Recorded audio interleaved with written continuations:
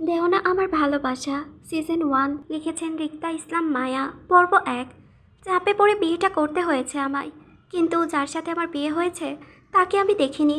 অবশ্য সেও আমাকে দেখেনি। তারপরেও আমাদের বিয়েটা হয়ে গেল। কথাটা ভাবতেই দীর্ঘশ্বাস ছাড়লাম আমি। তবে এই দীর্ঘশ্বাসটা দুঃখের নয়, সুখের। কেন জানি না, আমার এই দীর্ঘশ্বাস সুখ সুখ লাগে। মনে হয় কোনো হতাশা বিয়েটা নিয়ে। এমনটাও নয় যে আমি আমার স্বামীকে ভালোবাসি, তাকে পাওয়ার জন্য আমার মন এই সুখ সুখটা লাগছে। এমনটা কিছুই নয়। কারণ তাকে আমি ভালোবাসি না, আর কখনো ভালোবাসতে পারবো, ভালোবাসা অর্থ আমি জানি না।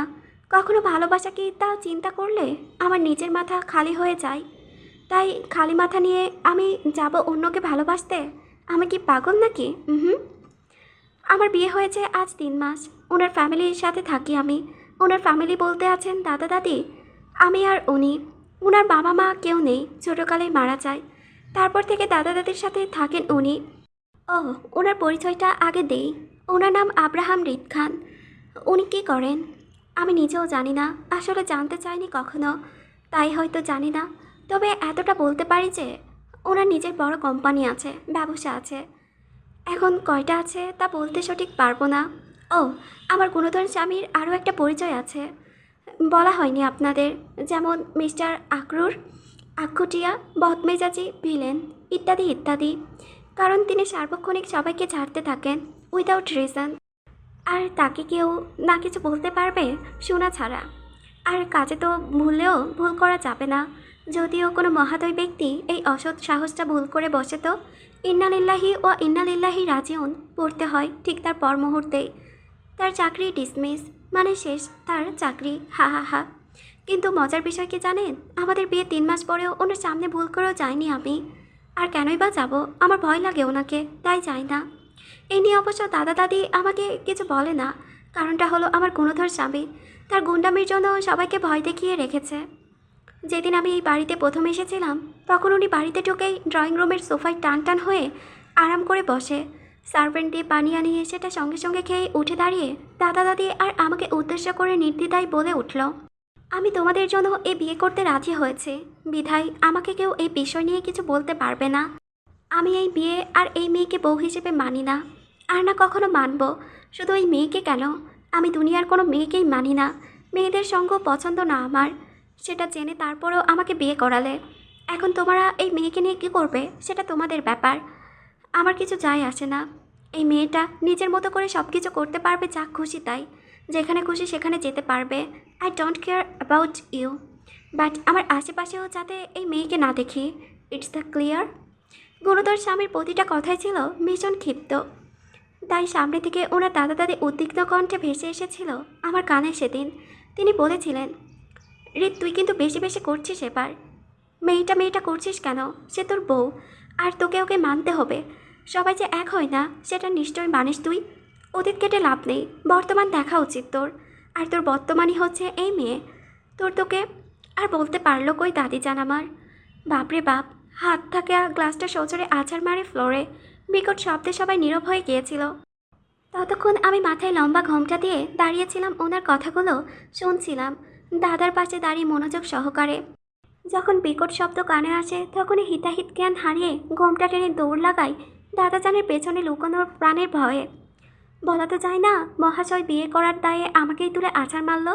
যাই হোক, দাদাজানের পাঞ্জাবের 2 সাইডের 2 হাত দিয়ে ধরে খামচি ধরলাম, আর মাথাটা পিঠের ওপর রেখে দাঁড়িয়ে পড়লাম পেছনে।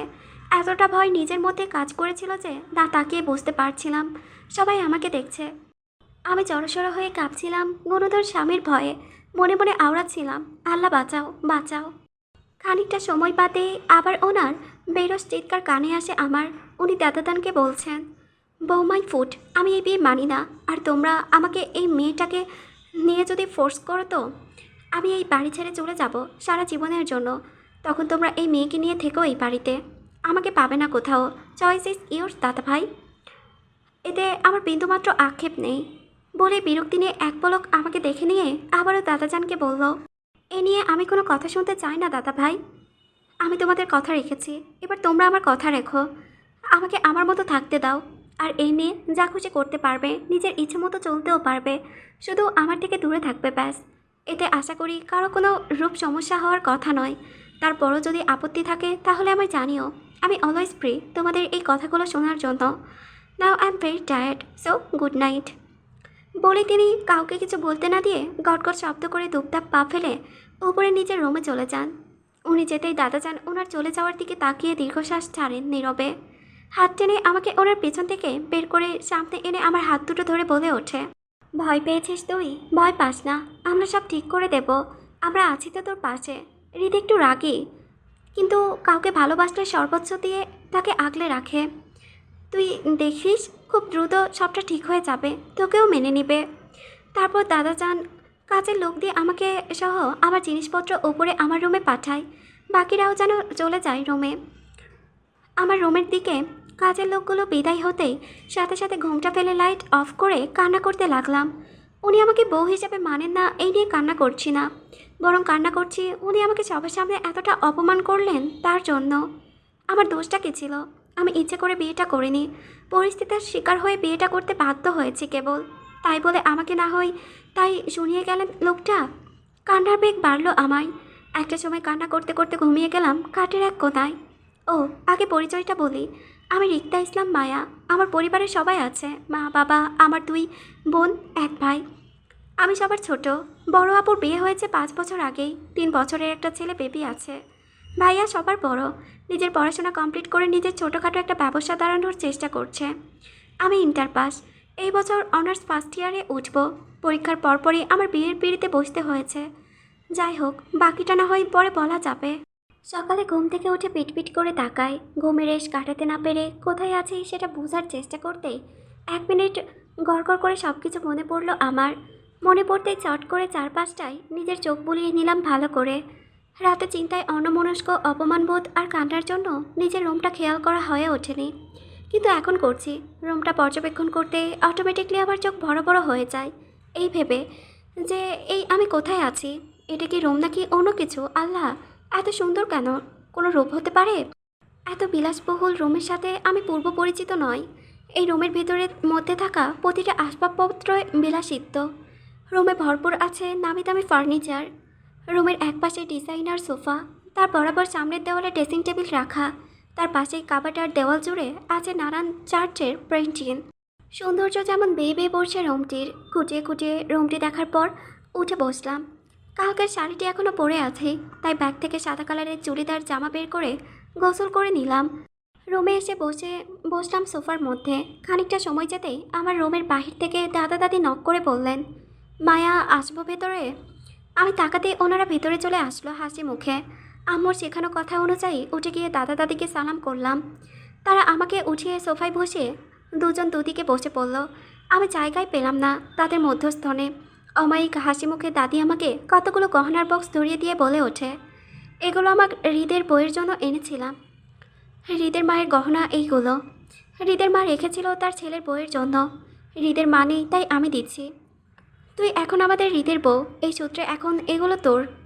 আমি কিছু বলবো তার আগে দাদি আবারও বলে উঠল, না করা যাবে না, না শুনতে চাই না, এগুলো তোর প্রাপ্য, তাই তোকে রাখতেই হবে। আমি চুপচাপ বসে রইলাম, কি করব বুঝতে পারছি না আপাতত। আমাকে চুপ থাকতে দেখে দাদা যান হালকা হেসে আমার মাথায় আদুরে 1 হাত বুলিয়ে দেয়। ওনার হাতে থাকা আরও একটা ছোট বক্স এগিয়ে দেয় আমার দিকে। আমি গোল গোল চোখে তাকাই দাদাজানের মুখে পানে। আমার এমন দৃষ্টি বুঝে নিজেই হাত বাড়িয়ে ছোট বক্সটি ওপেন করে আমার সামনে।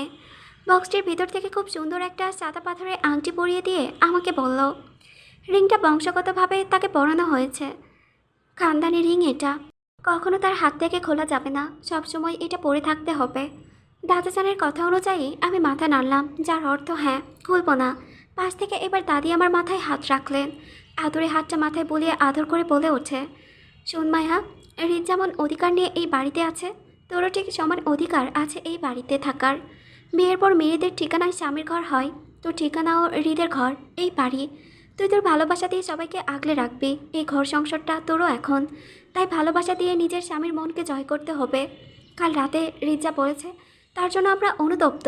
হৃদ উগ্র মেজাজের, সহজে সব কিছু মেনে নিতে পারে না, তাই তোর ওকে বোঝাতে হবে বিয়েটা মানে কি।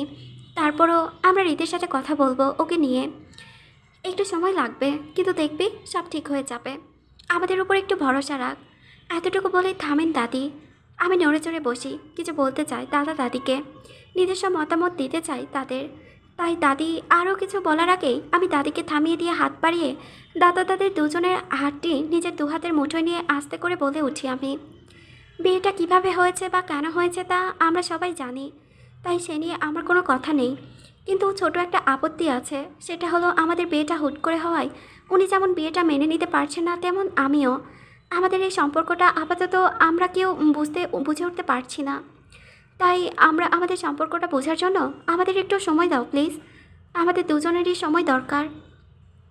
আমার কথা শুনে দাদা দাদির চেহারা অপরাধবোধটা কিছুটা কমে যায়। আমাকে জড়িয়ে ধরে কপালে চুমু খায় দাদি। খুশিতে উৎফুল্লতার সঙ্গে বলে উঠল, আচ্ছা তাই হবে, তোর কথাই রইল। হুম, আচ্ছা। আমরা তোকে তুই করে বললে তোর কি কোনো আপত্তি আছে তাতে মায়া? দেখ, আমাদের কাছে রীত যেমন, তুইও তো ঠিক তেমনটাই আপন। তুমি শব্দটাতে গভীরতা আছে না? কেমন একটা পরপর লাগে, তাই তুই করে বলি তোকে, কেমন? আমি ধীরে মাথা নাড়িয়ে আবার সম্মতি জানিয়ে বলল, তুমি আমাকে যা খুশি ডাকতে পারো দাদি, আমার কোনো আপত্তি নেই। পাশ থেকে দাদা যান খানিকটা অভিযোগ সুরে বলে ওঠে, আমাকে কি কারো চোখে পড়ে না, নাকি দেখতে চাই না কেউ, কোনটা? দাদা জানের কথায় মুহূর্তেই ঠোঁট প্রসারিত হয়ে হাসলাম আমি। দাদা দাদির সাথে আমার পূর্ব পরিচিত ছিল আগের থেকেই। আমাদের বাসায় প্রায় যাওয়া আসা করতো তারা। সেই সুবাদে আমার সাথেও তাদের সখ্যতা ছিল বেশ। আমি সেই সূত্র ধরে এবার দাদা জানকে জড়িয়ে ধরে বলি, তুমি তো আমার দাদা জান, আর তোমাকে চোখে না পড়ার ঘোর পাপ, বুঝলে? আমি তোমাকে দাদা জান কেন বলি জানো?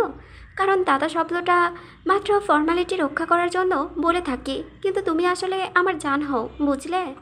খাটের ওপর পা ঝুলিয়ে বসে আছি আমি, আমার দৃষ্টির সামনে দেওয়ালের প্রিন্টারের ওপর। কিন্তু মাথায় আমার অন্য চিন্তা ঘুরপাক খাচ্ছে। আমার চিন্তার কারণ হলো আমার গুণধর স্বামীকে নিয়ে। বিয়ে হয়েছে আজ 1 সপ্তাহ হয়েছে, কিন্তু আমি তার সামনে যাইনি। ওনার সামনে যাওয়া আমার কোনো কারণ ছিল না, তাই যাওয়া হয়নি। ওনার সামনে যেতে আমার যথেষ্ট পরিমাণ কারণ লাগবে, নয়তো কারণ ছাড়া যাব না। আর কেনই বা যাব? উনি আমাকে সবার সামনে এতটা অপমান করলেন, যা আমি কিচ্ছু ভুলিনি। অপমান থেকেই জেদ ধরে ভুল করে ওনার সামনে যাই না আমি। উনি কখন বাসায় আসে, কখন যায়, কখন নাস্তা করে, কখন ডিনার করে, এই সময়গুলো মাথায় রেখে তখন আমি ভুল করে রুম থেকে বের হই না। রাতে আমার গুণধর স্বামী বাসায় আসার আগে আমি দাদা দাদির সাথে আড্ডা দিয়ে নিজের রুমে চলে আসি। মোট কথা, ওনার সামনে আমি কিছুতেই পড়তে চাই না। বর্তমানে দাদা দাদি আমাকে ছাড়া চোখে কিছু দেখে না, সেটা নিয়েও আমার সন্দেহ আছে তীব্র। তারা দুজনেই একদম চোখে হারায় আমাকে, এতটা ভালোবাসেন আমাকে। দাদা দাদির কথা মাথায় আসতেই চট করে চলন্ত দেওয়াল ঘড়ির দিকে তাকালাম, দেখলাম রাত 9টা 10 বাজে। তাই সাথে সাথে উঠে দাঁড়িয়ে রুম থেকে বাহির হলাম, উদ্দেশ্য দাদির সাথে আড্ডা দেব দাদির রুমে। দাদির রুমটা আমার রুম থেকে দুরুম পড়ে। সভ্য সবলভাবে দাদা দাদির রুমের দিকে অগ্রসর হচ্ছে, রুমের সামনে বিশাল করিডোর ধরে। তখনই আমার চোখ পড়ল দেওয়াল ঘেঁষে দাঁড়িয়ে থাকা বিস্তীর্ণ অতি সুন্দর একটা পাথরের মূর্তি। আমি দাঁড়িয়ে পড়লাম, ভ্রু কুঁচকে তীক্ষ্ণ দৃষ্টিতে তাকায় সেদিকে। পরক্ষণ করতেই লাগলাম পাথরের মূর্তিটিকে, যার হাত দুটো ভাঁজ করে উপরে তোলা মুড়িয়ে মাথার উপরটা মোড়ানো হাতের দিকে চেয়ে আছে, আর কোমরটাও বাঁকা করে রেখেছে এক পাশ থেকে। আমি খানিকটা সময় দিয়ে দেখার মধ্যে দিয়েই আমার মনে প্রবল ইচ্ছা জাগে, আমিও এটার মতো করে দাঁড়াবো এখন। তাই দেরি না করে সাথে সাথে নিজের দুহাত ভাঁজ করে ওপরে তুলে দিলাম, কোমরটা বাঁকা করে। মাথাটা উপরের দিকে তুলতেই হঠাৎ কেউ একজন পেছন থেকে ভারী কণ্ঠে বলে উঠল, কি হচ্ছে এখানে? আমার কোনো পরিবর্তন হলো না, আমি আগের ন্যায় চেষ্টা করেই যাচ্ছি। আমার ধারণা ছিল আমার পেছনের ব্যক্তিটি ভালো কাকু হবে, মানে খানবাড়ির একটা সার্ভেন্ট আর কি। আমি ওনাকে ভালো কাকু বলে সম্বোধন করি, তাই নিজের চেষ্টা চালিয়ে উল্টো বলে উঠি, ভালো কাকু দেখো তো আমি ঠিক করে দাঁড়াতে পারছি কি না এই প্রতিমার মতো। সব কিছু ঠিকঠাক আছে কি না? পেছন থেকে কারো সারা শব্দ এলো না কানে, তবে তার উপস্থিতিটা টের পাচ্ছিলাম। কিছুটা সময় যেতেই হুট করে আবারও দ্বিতীয় শব্দ কানে আসে আমার। পেছন থেকে দ্বিতীয়বার জন্য বলে ওঠে, হৃদ বাবা আপনার কফি। সার্ভেন্টের ডাক যেন হৃদের কানে অবধি পৌঁছালো না। তার দৃষ্টি অচেনা মেয়েটির ওপর, খানিকটা কপাল কুঁচকে তাকিয়ে আছে কৌতূহল বশত। মেয়েটার কাণ্ডকর্ম বোঝার চেষ্টা করছে। পেছন থেকে মেয়েটিকে এক পলক চোখ বুলিয়ে নেয় হৃদ।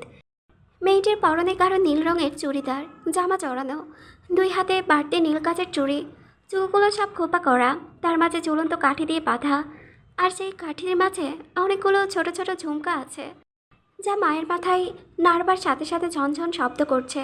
গায়ের রঙটাও বেশ মন মাতানো, কাঁচা হলদেটে, যা খুব কম মানুষের থাকে। এই রঙটা সবার থেকে আলাদা।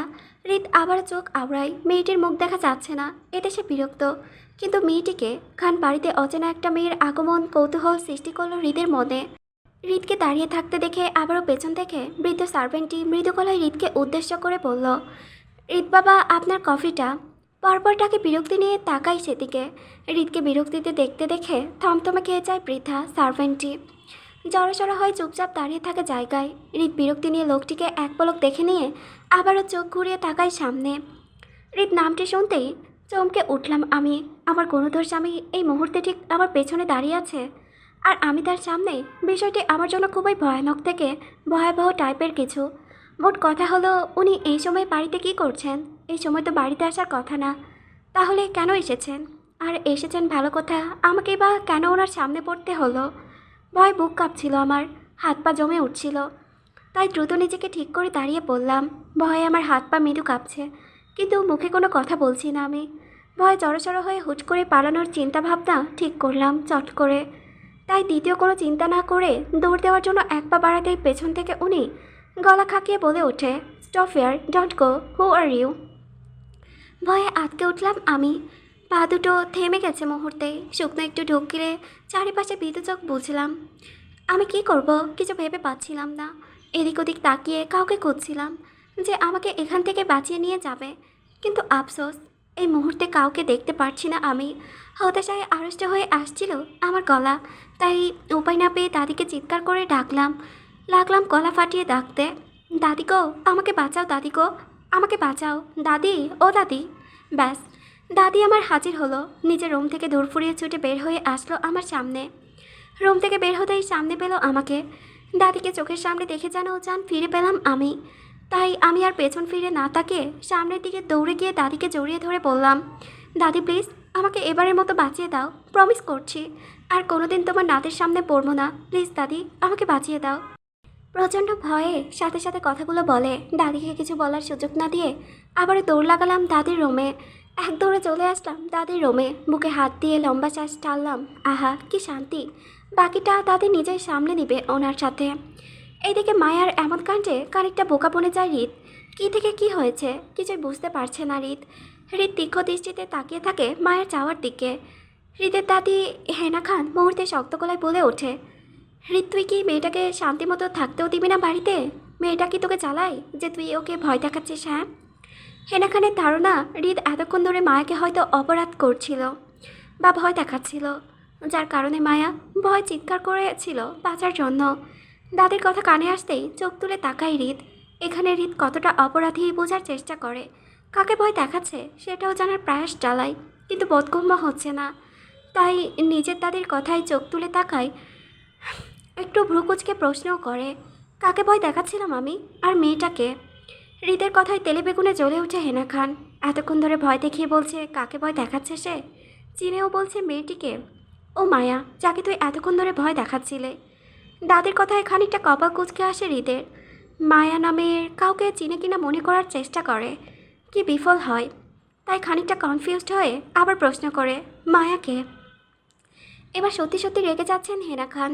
রাগী ফেসে বিরক্তি নিয়ে বলে, তোর বউ কেন? যখন ভয় দেখাচ্ছিলি তখন মনে ছিল না মেয়েটাকে হয়? এখন বলছিস আমায় যে মেয়েটাকে? খানিকটা থেমে আবারও সাথে সাথে বলল হেনা খান, আর হ্যাঁ, তুই মায়ের থেকে দূরে থাকবি, একদমই ভয় দেখাবি না ওকে। আর যদি ভয় দেখানোর চেষ্টা করিস তো আমার চেয়ে খারাপ কেউ হবে না, বলে দিলাম।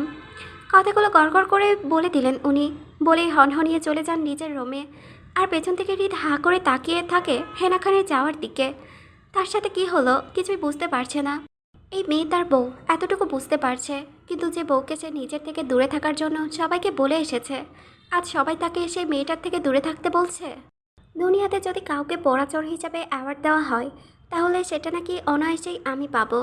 এটা আমার মহারম দাদির ধারণা, আমার নয়। আমি বরাবরই বিদ্রূপ করি দাদির এই ধারণাটি নিয়ে।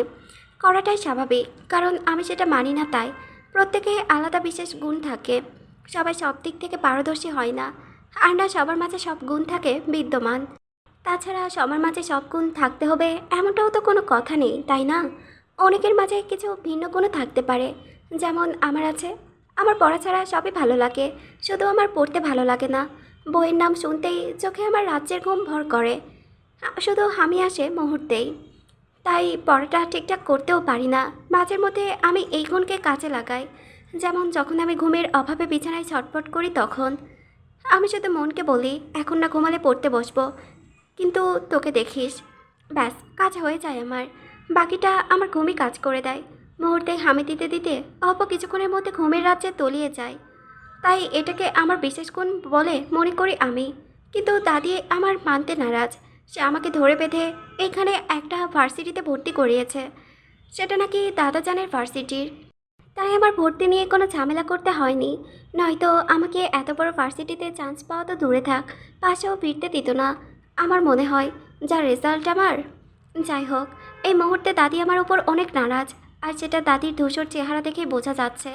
কারণটাও সিম্পল, আমি ভার্সিটিতে যেতে চাই না তাই। আর দাদি আমাকে ভার্সিটি পাঠাবেই, সেই কারণে রেস্ট টেনে এই মুহূর্তে দাঁড়িয়ে আছি খানবাড়ির বিশাল বড় ড্রয়িং রুমে আমি। আমার ঠিক বরাবর সামনে দাদি দাঁড়িয়ে আছে, তার পাশে বাকিরা, মানে কাজের লোকেরা এক কোণে দাঁড়িয়ে আমাদেরকে দেখছে। আমি অসহায় ফেস বানিয়ে মাথা নিচু করে রেখেছি। দাদি আমাকে এটা সেটা খাবি যাবি বলেই যাচ্ছে, থামাথামি নেই। পরিবেশটা খানিকটা উত্তেজিত আমার জন্য। ঠিক তখনই কলিং বেলের আওয়াজ কানে আসলো আমাদের। কিন্তু আমাদের দুজনের মধ্যে বিশেষ একটা পরিবর্তন দেখা গেল না। একজন লোক, কাজের লোক, দ্রুত এগিয়ে মেইন দরজাটা খুলে দেয়। মাথা নিচু করে পাশে চলে গেল কাজের লোকটা নিঃশব্দে। কোনো উত্তর করলো না যে কে আসলো।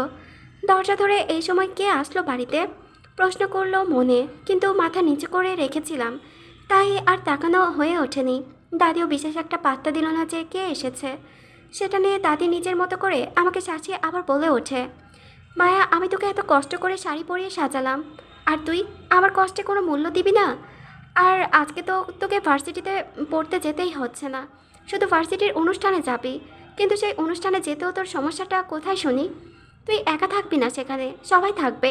তাছাড়া আজকে ভার্সিটির নবীন বরণ অনুষ্ঠানে তোর দাদা জানা থাকবে চিফ গেস্ট হিসেবে। এখন তুই যদি না থাকিস তাহলে তোর দাদা যান কষ্ট পাবে এই নিয়ে। তুই কি চাস এখন তোর দাদা যান কষ্ট পাক তোকে নিয়ে? হ্যাঁ। আমি স্বভাব চুবল মাথা নাড়লাম, যার অর্থ না আমি চাই না।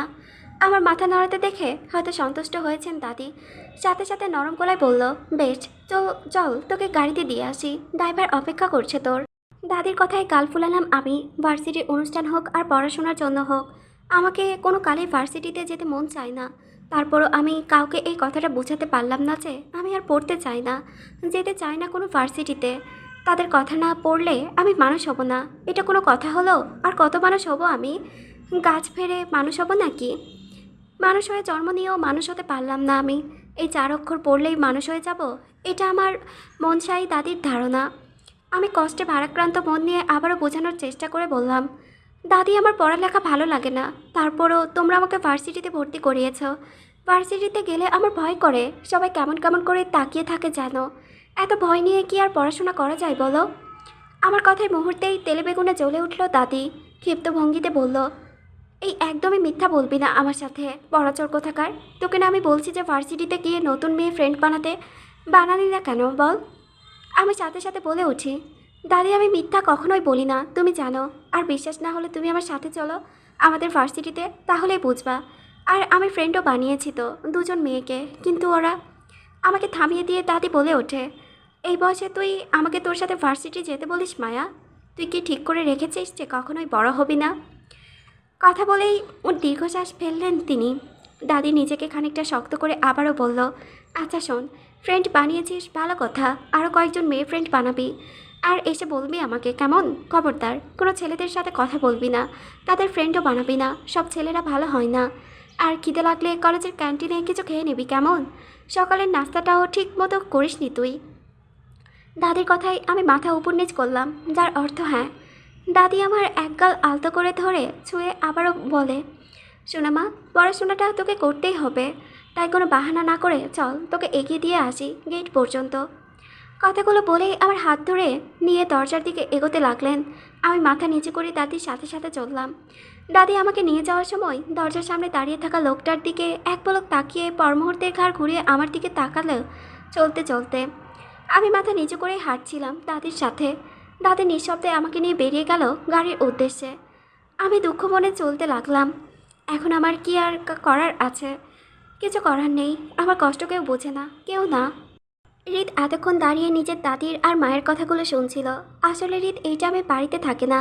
সে রোজকার মতো সকাল 9টায় বের হয়ে যায় অফিসের জন্য। আজকেও তাই করেছিল, কিন্তু হুট করে ওকে আসতে হয়েছে দাদা ভাইয়ের সাথে, তাকেও ভার্সিটিতে থাকতে হবে বলে। সেই জন্য তার এই সময়ে বাড়িতে আসা ফ্রেশ হওয়ার জন্য, সাথে নিজের কিছু প্রয়োজনীয় ফাইল নেবে। ভার্সিটিতে যাওয়ার জন্য একটা বিশেষ কারণ আছে রিতের, নয়তো ওইসব ফালতু অনুষ্ঠানে সে কখনোই যায় না। এই মুহূর্তে কিছু রাজনৈতিক কারণের জন্য যেতে হবে বাধ্যতামূলক। কিন্তু ড্রয়িং রুমে আসতেই চারিপাশটা থমথমে দেখে পুরো কুঁচকে তাকায় সামনের দিকে। কি হচ্ছে এখানে বোঝার জন্য সবার দৃষ্টি অনুসরণ করে সে তার দাদির দিকে তাকায়। পর মুহূর্তে নিজের দাদিকে অনুসরণ করে তার সামনে মাথা নিচু করে দাঁড়িয়ে থাকা মেয়েটির দিকে চোখ পড়তেই মুহূর্তে খানিকটা চমকে ওঠে। তীক্ষ্ণ দৃষ্টিতে মেয়েটিকে লক্ষ্য করতে থাকে। নীরব চোখ বোলায় মায়ের মাথা থেকে নিচ পর্যন্ত। মেয়েটির পরনে এটি রেড শাড়ি পরা, যার মধ্যে হালকা গোল্ডেন সুতা আর পাথরের কাজ করা। চুলগুলো সব ছেড়ে দেওয়া, হাঁটুর নিচ অবধি গিয়ে ঠেকেছে। 2 হাত ভর্তি কাচের রেশমি চুড়ি, ব্যাস এতটুকু দেখা যাচ্ছিল সাইড দিয়ে। কিন্তু যখন হেনা খান মায়ের হাত ধরে দরজার সামনে দিয়ে নিয়ে যাচ্ছিল, তখন রিত মায়ের চেহারা দেখে মুহূর্তেই অবাক ও চমকে ওঠে। এক দৃষ্টিতে তাকিয়ে থাকে মায়ের মুখপানে। গোল গোল চেহারার মধ্যে বড় বড় চোখ জোড়া, আর সেই চোখ বড় বড় ঘন পাপড়ি বিশিষ্ট। হালকা চিকন ঠোঁটে গাঢ় টিপ লাল লিপস্টিক দেওয়া, কপালে কালো টিপ, চোখে গাঢ় কাজল টানা। এক কথায় পরীকেও হার মানাবে বলে এই মুহূর্তে হৃদের মনে হচ্ছিল। মায়াকে দেখে যেন আটকে গেছে তার মন পাড়া। ভার্সিটিতে বসে আছি আমি, সাথে আমার 2 ফ্রেন্ড, একজন হিনা, অন্যজন মোনা। দুজনেই অনেক সুন্দরী। এতটা যা মুহূর্তেই যে কাউকে পাগল করতে পারবে। কিন্তু তাদের দাবি আমি নাকি বেশি কিউট তাদের থেকে, একদম কিউট বাচ্চাদের মতো দেখতে লাগে। আমাকে দেখলে নাকি গাল নাক টানতে ইচ্ছে হয় তাদের, কিন্তু আমার সেটা মনে হয় না। এবার কেন মনে হয় না তা নিজেও জানি না। হিনা পরেছে কালো শাড়ি আর মোনা নীল শাড়ি। দুজনেই আমার মতো করে সেজেছে, তবে তাদের দুজনের চুল পিঠ পর্যন্ত এবং ব্রাউন কালার করা, কারণ তারা আধুনিকতায় বিশ্বাসী। আর আমি আধুনিক নয়। কথা ভাবতেই যেন এক দুঃখের দীর্ঘশ্বাস ছাড়লাম। ওদের সাথে গল্প করতে করতে দাদাজানের জন্য অপেক্ষা করছিলাম। এখন বাজে 11টা 10, আর 10 মিনিট পরে চিফ গেস্ট মানে দাদাজান চলে আসবে। তাই আমরা স্টেজের সামনে 3 সরি পর আমাদের সিটে বসে অপেক্ষা করতে লাগলাম দাদাজানের। আরও কিছুক্ষণ পর আমাদের অপেক্ষার অবসান ঘটিয়ে দাদাজান এলো 3টা গাড়ি নিয়ে। 2টো সাদা, একটি কালো। গাড়িতে কাটরা। অন্যটাতে দাদাজান ছিলেন। দ্বিতীয়টাতে একটা সুদর্শন ছেলে বের হয়ে আসে। আমি দূর থেকে দাদাজানকে দেখলাম। তিনি আর ছেলেটা সবার সাথে হ্যান্ডশেক করছিল। দাদাজান আবার কারো কারো দিকে কোলাকুলিও করছে, কিন্তু ছেলেটা নয়। আমাদের ভার্সিটির সিনিয়র বড় ভাই আপারা তাদের ফুল দিয়ে স্বাগতম জানাচ্ছিল। দাদাজান ফোন নিতে নিতে ঘাড় ঘুরিয়ে এদিক ওদিক তাকায়, হয়তো কাউকে খুঁজছেন। সুদর্শন ছেলেটাকেও দেখলেন, সেও ঘাড় ঘুরিয়ে সামনের দিকে তাকাচ্ছে, হয়তো সেও দাদাজানের মতো কাউকে খুঁজছেন। কথা বলতে বলতে একটা সময় দাদাজান প্রিন্সিপাল স্যারকে ডেকে কানে কানে কিছু একটা বলে ইশারা করলেন আমাদের দিকে। প্রিন্সিপাল স্যার আমার সাথে সাথেই অন্য একজনকে ইশারা করে কিছু একটা বললেন। ইশারা অনুযায়ী সে ব্যক্তি সেখান থেকে চলে যায়, তবে দাদাজানের পাশে দাঁড়িয়ে থাকা ছেলেটার চেহারা ঠিকঠাক দেখা যাচ্ছে না আশেপাশে মানুষজনের ভিড়ের জন্য। সেই সাথে আমরা অনেকটা দূরে অবস্থান করছি, তাই অতি কষ্ট করে ছেলেটাকে দেখার আর চেষ্টা করলাম না। চুপচাপ নিজের আসনে ঠিক করে বসলাম। আমরা ঠিক হয়ে বসার মধ্যে দিয়েই পেছন থেকে কেউ একজন বলে ওঠে, বায়া তোমাকে প্রিন্সিপাল স্যার ডাকছেন, চলো আমার সাথে। আমি ঘাড় ঘুরিয়ে তাকাই পেছনে। চোখে পড়ল আমাদের ডিপার্টমেন্টেরই রাষ্ট্রবিজ্ঞান স্যারকে। আমি স্যারের কথায় বিনা বাক্যে বয়ে সাথে সাথে উঠে দাঁড়ালাম। বা তো মেয়ের মতো স্যারের পেছনে যেতে লাগলাম। স্যার আমাকে একটা রুমের ভিতর নিয়ে বসালেন। আমি ভেতরে ঢুকতেই চোখ দুটো অটোমেটিক্যালি বড় বড় হয়ে যায়, ভয় চুপসে যায়, কারণ এখানে সব সিনিয়র বড় আপি আর ভাইয়ারা আছে, সাথে বেশ কিছু স্যার মামারাও আছে।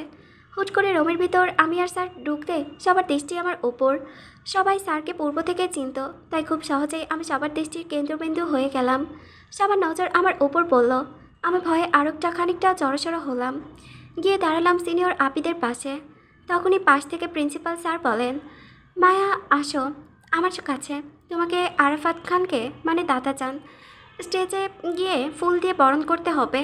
তোমার সিনিয়র ভাই আপুদের সাথে নাও এই ফুলগুলো, যাও ওদের সাথে তুমি। আর সাব্বির সিনিয়র ভাই, দলের লিডার। তুমি মায়ের খেয়াল রাখবে যাতে ওর কোনো সমস্যা না হয়, সেটা তোমার দায়িত্ব দিলাম। সাব্বির ভাই আমার সামনে এসে দাঁড়ায়, নীরব চোখে পর্যবেক্ষণ করে আমাকে। মিষ্টি হাসলো নিজের মাঝে, পর মুহূর্তে ঘাড় ঘুরিয়ে তাকায় প্রিন্সিপালের দিকে।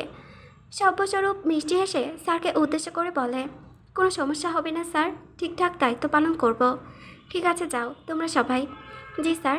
পর মুহূর্তে ঘাড় ঘুরিয়ে আমাকে বলে ওঠে, তুমি আমার সাথে, আর বাকিরা তোমরা সবাইও আমার সাথেই। সিনিয়র ভাইয়ের কথায় আমি মাথা নাড়িয়ে পেছন পেছন যেতে লাগলাম ওনার সাথে। কিন্তু নিজের ভেতরে প্রচণ্ড ভয় জেগে বসেছিল আমার। বড়দের মাঝে আমি একা ছোট, বিষয়টি আনকমফোর্টেবল ফিল করছিল। যাই হোক, স্টেজের একপাশে সাব্বির নামক ভাইয়াটার পাশে দাঁড়িয়ে আমি। স্যার আমাদের সবাই হাতে ফুল তুলে দিচ্ছেন। আমি সেই ফুলের মালাটা নিয়ে চোখ পড়ল সাব্বির ভাইয়ের দিকে। তিনি অদ্ভুতভাবে তাকিয়ে আছে আমার দিকে। ওনার তাকানোতে আমি সাথে সাথে চোখ নামিয়ে নিলাম। আমার চোখ নামানোর ওনার অস্পষ্ট স্বর কানে আসলো আমার। কিছু একটা বিড়বিড় করে বলছিল নিজের মাঝে, বিষয়টি আমার কাছে স্পষ্ট নয়। স্টেজ থেকে আমাদের সরাসরি সবাইকে দেখা যাচ্ছে। প্রথমে আমাকে বরণ করতে হবে দাদা ভাইকে, তাই সামনে এগোতে লাগলাম আমি। সবাই নীরব বরণ পূর্ব চলছে, তাই আমার কেমন জানি অস্বস্তি লাগছে, কারণ আমার পায়ের মধ্যে যে পায়েল আছে সেগুলো ঝনঝন শব্দ করছে খুব। তাই নিজের মাঝে অস্বস্তি ও বিরক্তি লাগছে খুব। নিজেকে মনে মনে শাসালাম এই বলে, আজকে এইগুলো না পড়ে আসলে কি এমন হতো। উফ, ভীষণ অস্থিরতা নিয়ে সামনে মানুষটার দিকে তাকিয়ে একটা ক্লোজ আপ হাসির উপহার দিয়ে দাদাজানকে। কিন্তু আমার এই হাসি কারো একজনের পছন্দ হয়নি, তাই সে এই হাসির পরবর্তীতে আমার পাশে রূপান্তরিত হয়েছিল। আমি সামনে যেতেই দাদাজান হাসি মুখে দাঁড়িয়ে আমার হাত থেকে মালাটা পরে নিলেন। আমি পাশে তাকাবার প্রয়োজন বোধ মনে করিনি, তাই দাদাজানের সাথে কথা বলছিলাম। তিনি মালাটা পরতে পরতে আস্তে করে বললেন, সোনামা, আমি চাইছিলাম তুমি আমাকে বরণ করো, তাই তো তোর হাতেই মালাটা পরে নিলাম। কিন্তু আজকে আমার সোনামাকে কিন্তু লাল শাড়িতে লাল পরি লাগছে, দেখতে ভারী মিষ্টি লাগছে। দাদাজানের কথাই আমি একটু ক্লোজ আপ হাসি দিলাম, কারণ ওনার জন্য আমাকে এখানে আসতে হয়েছে সিনিয়রদের মাঝে। তিনি আমাকে কতটা ভালোবাসলে স্যারকে বলে আমার হাতে বরণ হলো। দাদাজানের ভালোবাসায় বরাবরই আমি মুগ্ধ, তাই আমিও লুকোচুরিভাবে নিজের একটা হাতের ইশারায় মিহি হাসি দিয়ে বোঝাই, তোমাকেও খুব সুন্দর লাগছে জান সাহেব। দাদাজান হাসি মুখে সবার সামনে আমার মাথায় হাত দিয়ে আদর করে দিলেন। আমি চলে আসলাম সিনিয়রদের মাঝে। সাব্বির ভাই এগিয়ে ছোটটাকে বরণ করতেই আমি একবার চোখ তুলে তাকালাম সামনে। সাথে সাথে চোখাচোখি হলো দুজনের। আমি দ্রুত চোখ নামিয়ে নিলাম, কিন্তু আমি জানি না তাকে বুঝতে পারছি ছেলেটা আমার দিকেই তাকিয়ে আছে কেন। সময় দিয়ে এক এক করে বরণ পর্ব শেষ হতেই সবাই একসাথে জড়ো হলো সিনিয়র ভাই আপিরা। আমি ছোট থাকায় সে ভিড়ের মধ্যে পড়ে গেলাম, বের হতে পারছি না। হঠাৎ কেউ আমাকে ভিড় থেকে টেনে বের করে হাত ধরে বাহিরে এনে হাত ছেড়ে দিতেই আমি ভয়ে সামনে তাকিয়ে দেখি সাব্বির ভাইয়া হাসি মুখে তাকিয়ে আছে আমার দিকে। বিষয়টি বুঝতে পারলাম আমি যে উনি আমাকে হেল্প করছে ভিড় থেকে বের হওয়ার জন্য। আমি কৃতজ্ঞতা স্বরূপ আসতে ওনাকে থ্যাঙ্কস জানালাম। উনিও আমার স্বাভাবিক করার জন্য হেসে এটা সেটা বলতে লাগলো। আমি ইতস্ততার মাঝেও ঠোঁট প্রসারিত করে ফেললাম খানিকটা। উনি আমার হাসিতে আবারও আমার দিকে অদ্ভুতভাবে তাকিয়েছিল। পরে আমি নিজের করা কাজে জন্য ইতস্তত বোধ করলাম, তাই কিছু না বলে চলে আসলাম সেখান থেকে। হেনা মোনার সাথে বসেছিলাম আমি, টুকটাক কথা বলছিলাম নিজেরা নিজেরা। এমন সময় মোনা বলে ওঠে, আচ্ছা দোস্ত, তুই কি রিদ খানকে চিনোস? মোনার কথায় চমকে উঠলাম আমি। হঠাৎ মোনার মুখে আমার গুরুধর স্বামীর নাম শুনে হালকা ভয়ভীতিও হলাম। মনে মনে ভাবলাম, মোনা কিভাবে চিনে আমার স্বামীকে? প্রশ্ন জাগলো তীব্র মনে, তাই নিজের কৌতূহল এড়াতে না পেরে পাল্টা প্রশ্ন করলাম মোনাকে, কোন রিদ? আমার কথায় যেন আকাশ থেকে পড়লো মোনা, বিরক্তি চোখে তাকালো আমার দিকে। হালকা রাগী ভাবটা গলায় ধরে বলল, লাইক সিরিয়াসলি মায়া, রিদ খানকে চিনিস না তুই? এই কলেজের ফাউন্ডার আর প্রতিষ্ঠাতার নাতিকে কে তুই চিনিস না? এখন সেটা আমাকে বিশ্বাস করতে হবে, তাই তো? আর তুই যদি না চিনতি তাহলে রিদ খানকে কেন তোকে সারাক্ষণ গিলে খাওয়া টাইপের ট্যাপ ট্যাপ করে দেখলো বল? আমি কি জানি? কথাটা বলেই আমি অপরাধীর মতো দাঁড়িয়ে গেলাম অসহায় ফেসে। মোনার দৃষ্টি তীক্ষ্ণ। মোনার এমন তীক্ষ্ণ দৃষ্টি দেখে মনে হচ্ছে এই মুহূর্তে আমার রিদ নামক ব্যক্তিটাকে চেনাটা অতি জরুরি ছিল আমার জন্য। তাহলে হয়তো মোনা আমার উপর এতটা রাগান্বিত হতো না। ছোট করে দীর্ঘশ্বাস ফেলে নিজেকে স্থির করলাম বিষয়টি বুঝে ওঠার জন্য। পুনরায় মোনাকে প্রশ্ন করে বললাম, তুই কার কথা বলছিস সেটা আমি বুঝতে পারছি না। এই শহরে আমি নতুন, তাই ঠিকঠাক কাউকে চিনি না। এখন তুই রিত খান নামক তো অনেকেই থাকতে পারে এখানে, তাদের আশেপাশে, তাই না? তাই না দেখে কিভাবে বলবো যে আমি তাকে চিনি কিনা বল? দাঁড়া, আমি তোকে দেখাচ্ছি। উত্তেজিত ভঙ্গিতে দ্রুত হাত নেড়ে আমাকে সামনে ইশারা করে মোনা। আমি মোনার হাতের ইশারা অনুযায়ী সামনে তাকাই। মোনা আমাকে দাদাজানের পাশে বসা থাকা ছেলেটির দিকে ইশারা করে দেখালো। আমি চোখ আওড়াই ছেলেটির দিকে। দূর থেকে দেখলাম ছেলেটি একজন গার্ডকে নিয়ে যেন বলছে পাশে তাকিয়ে। আমি ছেলেটির সম্পূর্ণ চেহারা দেখতে পারলাম না, শুধু এক পাশটা চোখে পড়ল আমার। আমি চোখ ঘুরিয়ে মোনার দিকে তাকাই, সাথে সাথে স্বাভাবিক ভঙ্গিতে বললাম, দোস্ত, চিনলাম না তো এই ছেলেটাকে, কখনো দেখেছি বলে মনে হচ্ছে না। আমার কথাগুলো হয়তো বিশ্বাস হলো না মোনার, তাই গাঢ় তীক্ষ্ণ দৃষ্টিতে তাকিয়ে রইল, কিন্তু কিছু বলল না। আমিও আর এই বিষয়ে মাথা ঘামাইনি। আমাদের মধ্যে কথা চলছিল টুকটাক স্বাভাবিক কথাবার্তা, কিন্তু কয়েক মিনিটের মধ্যেই হাজির হলো একজন শক্তপোক্ত কালো টাইপের বডিগার্ড আমার সামনে। বডিগার্ডটি কোনো রকম পরিতা না করে এসে আমাকে উদ্দেশ্য করে বলে, ম্যাম, স্যার আপনাকে যেতে বলেছে স্যারের অফিস রুমে। আমার সাথে আসুন ম্যাম, প্লিজ। দাদাজানের বডিগার্ডকে আমি চিনতে পেরে উঠে দাঁড়াই সাথে সাথে। হেনামোনার থেকে বিদায় নিয়ে গার্ডের পেছনে চললাম নিভয়ে। মিনিট দুয়ের মধ্যে আসলাম অফিস রুমের কক্ষে। বডিগার্ডটি লোকটি আমাকে রেখে চলে যায় বাহিরে। যাওয়ার সময় বলে গেল স্যার নাকি আসছে ওনার, আমাকে অপেক্ষা করতে বলল। অফিস রুমের সোফায় বসেছিলাম আমি চুপচাপ। হঠাৎ বিদ্যুৎ চলে যাওয়ায় আমি ভয়ে উঠে দৌড়ে দরজা খুলতে লাগলাম। হাতড়াতে দরজা খুঁজে পেয়ে খোলার জন্য হাত বাড়াতেই কেউ একজন ঝড়ের গতিতে রুমে ঢুকে আমাকে দেওয়ালের সাথে চেপে ধরার সাথে সাথে আমি ভয়ে চোখ মুখ খিচে চোখ বন্ধ করে নাই। তখন কানে আসলো সামনের ব্যক্তিটির রাগান্বিত কণ্ঠ, আমাকে জ্বালাবি তো তুই নিজেও জ্বলবি, তাই আমাকে জ্বালানো বন্ধ কর। আমাকে শান্তির মতো থাকতে দিবি তো তুই নিজেও শান্তি পাবি। আমাকে আগুনের দহনে পোড়াবি তো আমি সেই আগুনের দহনে তোকেও পোড়াবো। যখন থেকে আমার সামনে এসেছিস তখন থেকে রোজ আমাকে পুড়িয়ে মারছিস। আমি কোনো কিছুতে শান্তি পাচ্ছি না, শান্তি চাই আমার। আমাকে আমার শান্তি ফিরিয়ে দে, নয়তো তোকেও আমি শান্তিতে থাকতে দিব না। বিগত মাসগুলোতে আমি যা করি নাই, এখন থেকে সেই সব করব তোর সাথে, যেটা আমার মন চাই দিবে সেটা, বুঝেছিস তুই? লোকটার পরপর ধমকের স্বরে কথায় কেঁপে উঠলাম আমি। কে আমাকে এতটা শাসাচ্ছে কিছু জানি না আমি, শুধু চোখ বন্ধ করে নীরবে শুনে যাচ্ছিলাম পাগল লোকটার কথায়। ভয়ে চিৎকার করার ভাষা হারিয়ে ফেলেছি আমি, তাই ফুপিয়ে ফুপিয়ে কেঁদে চলেছি লোকটার সামনে। মনে ভাবলাম কোন বাজে লোকের পাল্লায় পড়লাম আল্লাহ জানে। তখনই আবারও লোকটার কথা কানে আসলো, তুই আজ এত সাজলি কেন? হ্যাঁ, কাকে দেখাতে চাস এই সাজ? আমি ফুপিয়ে কেঁদে উঠে কোনো রকম কাঁপা কাঁপা স্বরে বলি, দাদি সাজিয়ে দিয়েছে আমাকে, আমি সাজতে চাইনি তো। লোকটা আমাকে আর কিছু বলতে না দিয়ে সঙ্গে সঙ্গে একটা ভেজা কাপড়ের টুকরো চেপে ধরে আমার মুখে জোরে জোরে মুখ মুছতে মুছতে বলে ওঠে, তোর কপালে শুনি লেগে গেছে, শকুনের নজর পড়েছে তোর ওপর। আজ থেকে আমি যা বলবো তাই হবে তোর সাথে।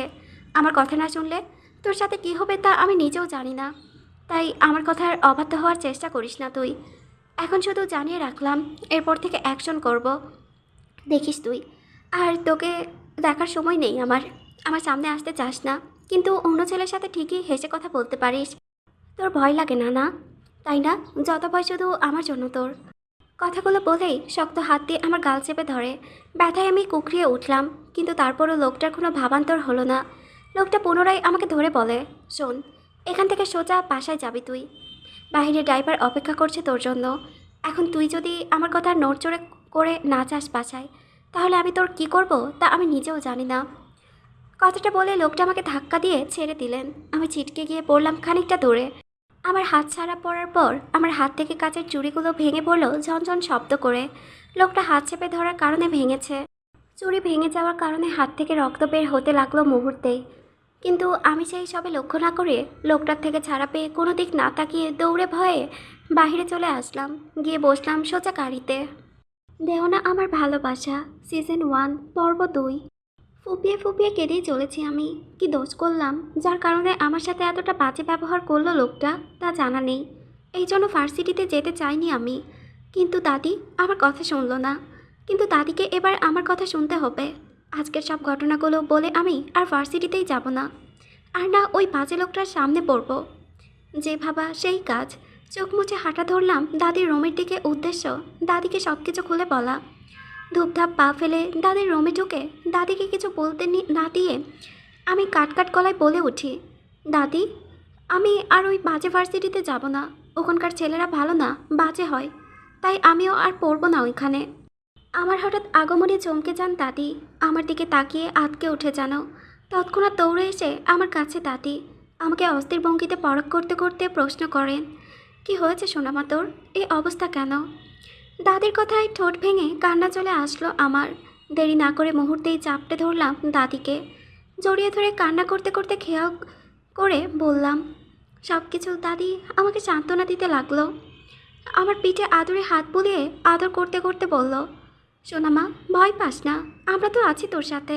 তাছাড়া ভার্সিটি তোর দাদা জানের, তাই যে তোর সাথে বাজে ব্যবহার করেছে তাকেও তোর দাদা জান ছাড়বে না, খুঁজে বের করে পুলিশে দেবে। আমি তোর দাদা জানকে সব বলবো এই বিষয়ে। তুই ভয় পাস না কেমন? এবার যা, গিয়ে ফ্রেশ হয়ে আয়। 3টা বেজে গেছে, গোসল করে দুপুরে খাবার খেতে আয়। আমি তোর জন্য নিচে অপেক্ষা করছি, যা। দাদির কথাগুলো মনে ধরলো আমার। কথা না বাড়িয়ে মাথা নাড়লাম। তারপর দুপুরের খাবার খেয়ে সারা বিকেল ও রাতে দাদির সাথে গল্প করে পার করলাম। 10টার দিকে নিজের রুমে এসে ঘুম পাড়ি।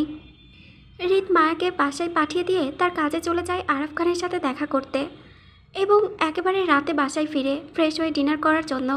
নিচে নামতে নামতে এদিক ওদিক চোখ বুলায় চারিপাশে, যেন কাউকে খুঁজে চলেছে। তার অশান্ত চোখ জোড়া।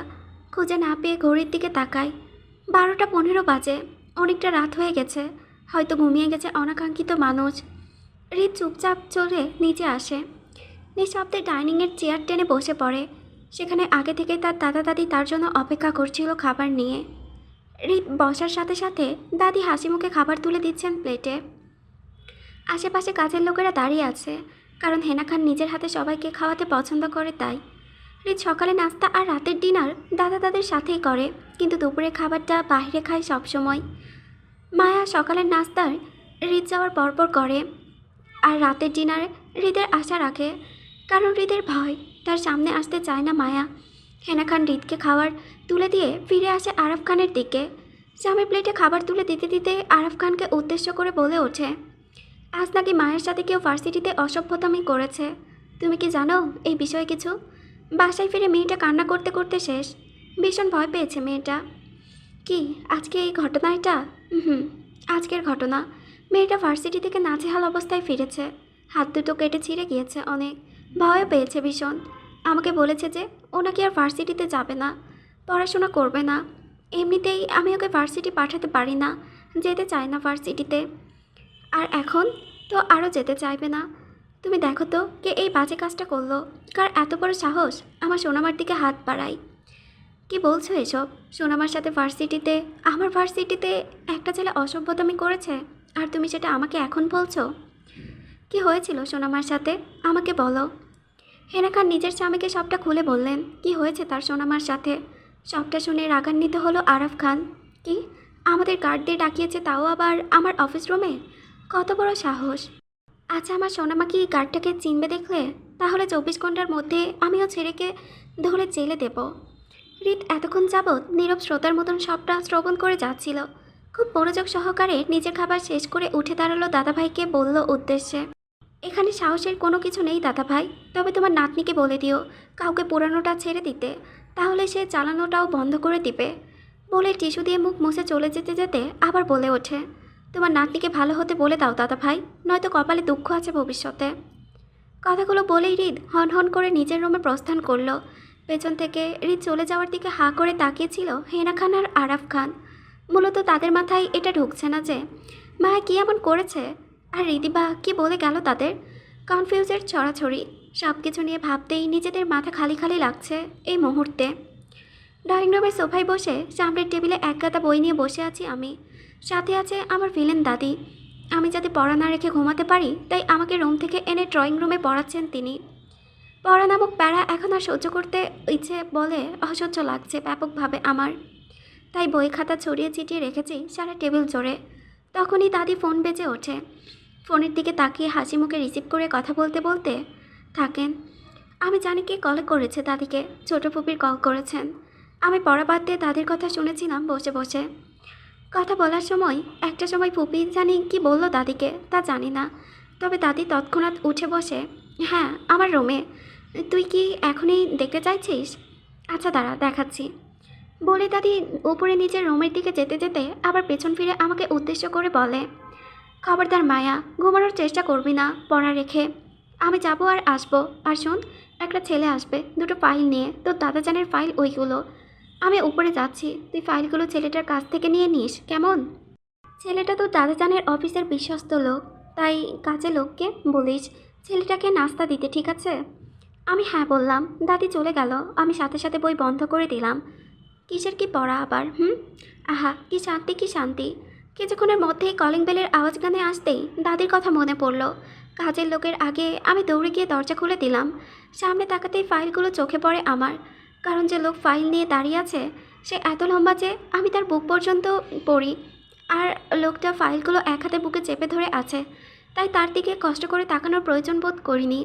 আমি তৎক্ষণাৎ দুহাত বাড়িয়ে বলি, দিন, ফাইলগুলো আমাকে দিন। কিন্তু অদ্ভুত ছেলেটা নড়াচড়া না দেখে আমি নিজেই টান দিয়ে ফাইলগুলো নিয়ে নিজের বুকে চেপে ধরি। ছেলেটার দিকে না তাকিয়ে সামনে ঘুরে বললাম, আসুন, ভিতরে আসুন, সোফায় বসুন, আমি আপনার জন্য নাস্তার ব্যবস্থা করছি, আপনি বসুন। হৃদ তৎক্ষণাৎ মায়ের কাণ্ডে বোকা হয়ে দাঁড়িয়ে রইল। আসলে সে আসার সময় আরাফ খানের কাছ থেকে ফাইলগুলো নিয়ে এসেছিল, কারণ সে চায় না তার বাড়িতে বাহিরের লোক আসুক। আগে সে নিজেই তার বাড়িতে মিটিং করত, কিন্তু মায়া হৃদের সামনে আসার পর থেকে সে খান বাড়িতে মিটিং করা বন্ধ করে দিয়েছে, কারণ তার এখন বাইরের লোক আসাটা পছন্দ না। কেন পছন্দ না সেটা সে নিজেও জানে না। সে শুধু জানে তার বাড়িতে কেউ না আসুক, ব্যাস। মূলত এজন্যই নিজের ফাইলগুলো নিয়ে আসে। কিন্তু হঠাৎ করে মায়া তাকে এত আপ্যায়ন করছে কেন? কি এমন হলো যে হঠাৎ আজ বউ বউ হয়ে গেল? যে তাকে নাস্তা খেতে বলছে, বাকি সময় তো হৃদের সামনে আসতে চায় না, তাকে ভয় পায় বলে শুধু পালিয়ে বেড়ায়। তাহলে আজ? ভাবতে ভাবতে গিয়ে সোফায় বসলো হৃদ। মায়া কাজের লোকদের নাস্তা এনে হৃদের সামনে রাখে। হৃদকে দেখে কাজের লোক মায়াকে কিছু বলবে, তার আগে হাতের ইশারায় তাদের চুপ থাকতে বলে হৃদ। কারণ হৃদ ভালো করে বুঝতে পারছে মায়া তাকে না চিনে আপ্যায়ন করছে, তাই সেটা মিস করতে চাইছে না সে। মায়া হৃদকে নাস্তা দিয়ে নিজের বইয়ের উপর 3টে ফাইল রাখলো এবং সোফায় না বসে নিচে ফ্লোরে বসলো। টেবিলের উপর হাত দিয়ে ফাইলগুলো দেখতে থাকে। ইহা বড় মোটা মোটা ফাইল, তার উপর নাম লেখা আছে আবরার খান। দ্বিতীয়টাতেও তাই আছে, কিন্তু তৃতীয়টাতে চোখ পড়তেই মায়া চমকে ওঠে। হৃদের দিকে তাকায়, চোখ বড় বড় করে বলে, এ কি, ওনার ফাইল কেন এনেছেন আপনি? জানেন উনি শুনলে কি হবে আপনার? কথাগুলো বলেই মায়া আবার ফাইলের দিকে তাকায়। হৃদ খানিকটা কৌতূহল বসে বলে, কেন, কি হবে? কেন আপনি জানেন না বুঝি? আপনার চাকরি থাকবে না, খেয়ে ফেলবেন উনি, ডিসমিস করে দিবে সব কিছু থেকে। আর শুনুন, আমি বুদ্ধিটা দিলাম তাই আমার নামও কিন্তু আপনার স্যারকে বলবেন না, বলে দিলাম। অকারণে কাউকে চাকরি থেকে বের করা হয় না, দোষ করলে বের করা হয়, বুঝেছ? আর তোমার কথা কেন বলবো না? হৃদের কথায় খানিকটা উত্তেজিত হলো মায়া, ভয়ার্ত কণ্ঠে বলল, প্লিজ প্লিজ, আমার কথা বলবেন না ওনাকে, কারণ উনি আমাকে একদম সহ্য করতে পারে না। এখন যদি শুনে আমি ওনার জিনিসপত্রে হাত দিয়েছি, তাহলে উনি আমাকে বকা দিবেন, তাই প্লিজ কিছু বলবেন না প্লিজ।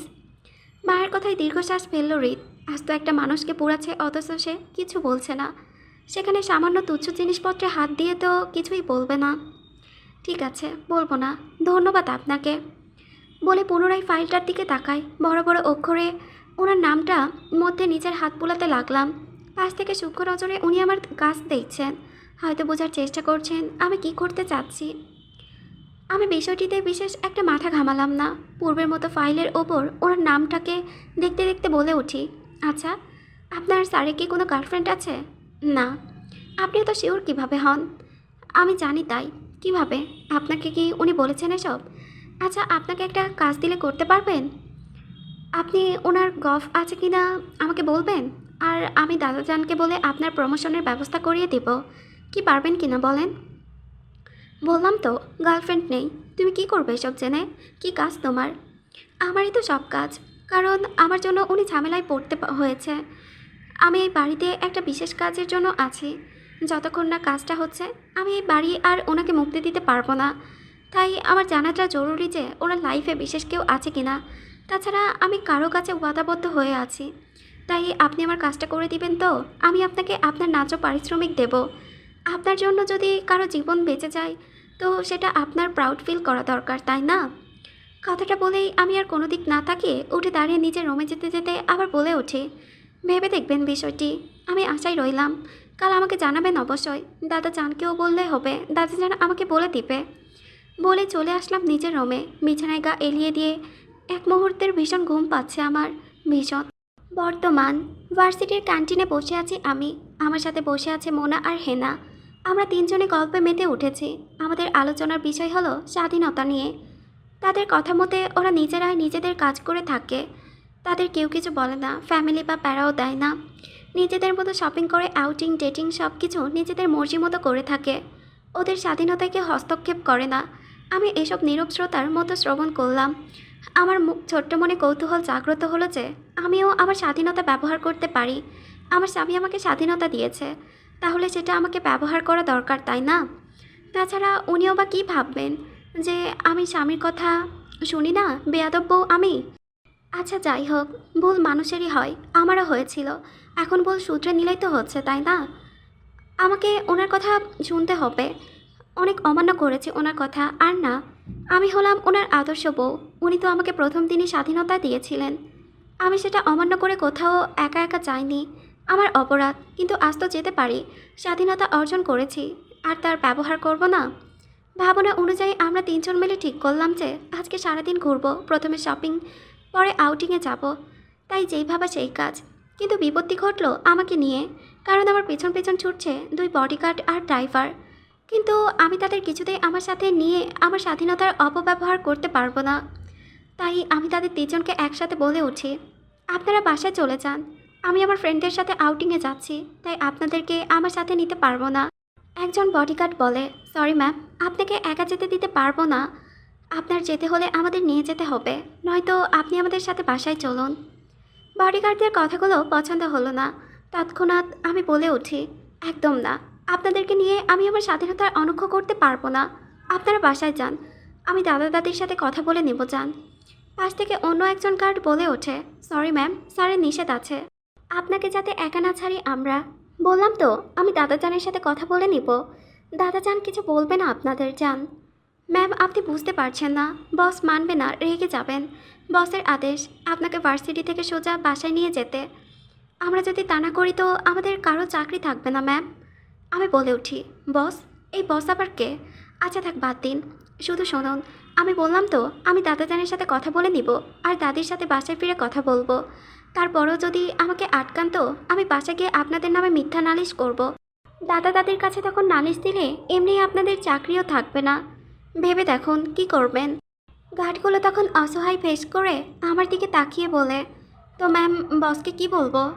আপনি বলবেন যে আমি স্বাধীনতার সদ্য ব্যবহার করতে গিয়েছি। বলে মোনা হাত ধরে কাউকে কিছু বলতে না দিয়েই মোনাদের গাড়িতে উঠে বসি আমরা তিনজন। দীর্ঘ সময় পর শান্তিতে একটা নিঃশ্বাস ফেলি, কারণ আমি এই প্রথম ঢাকা শহরে একা একা বের হলাম।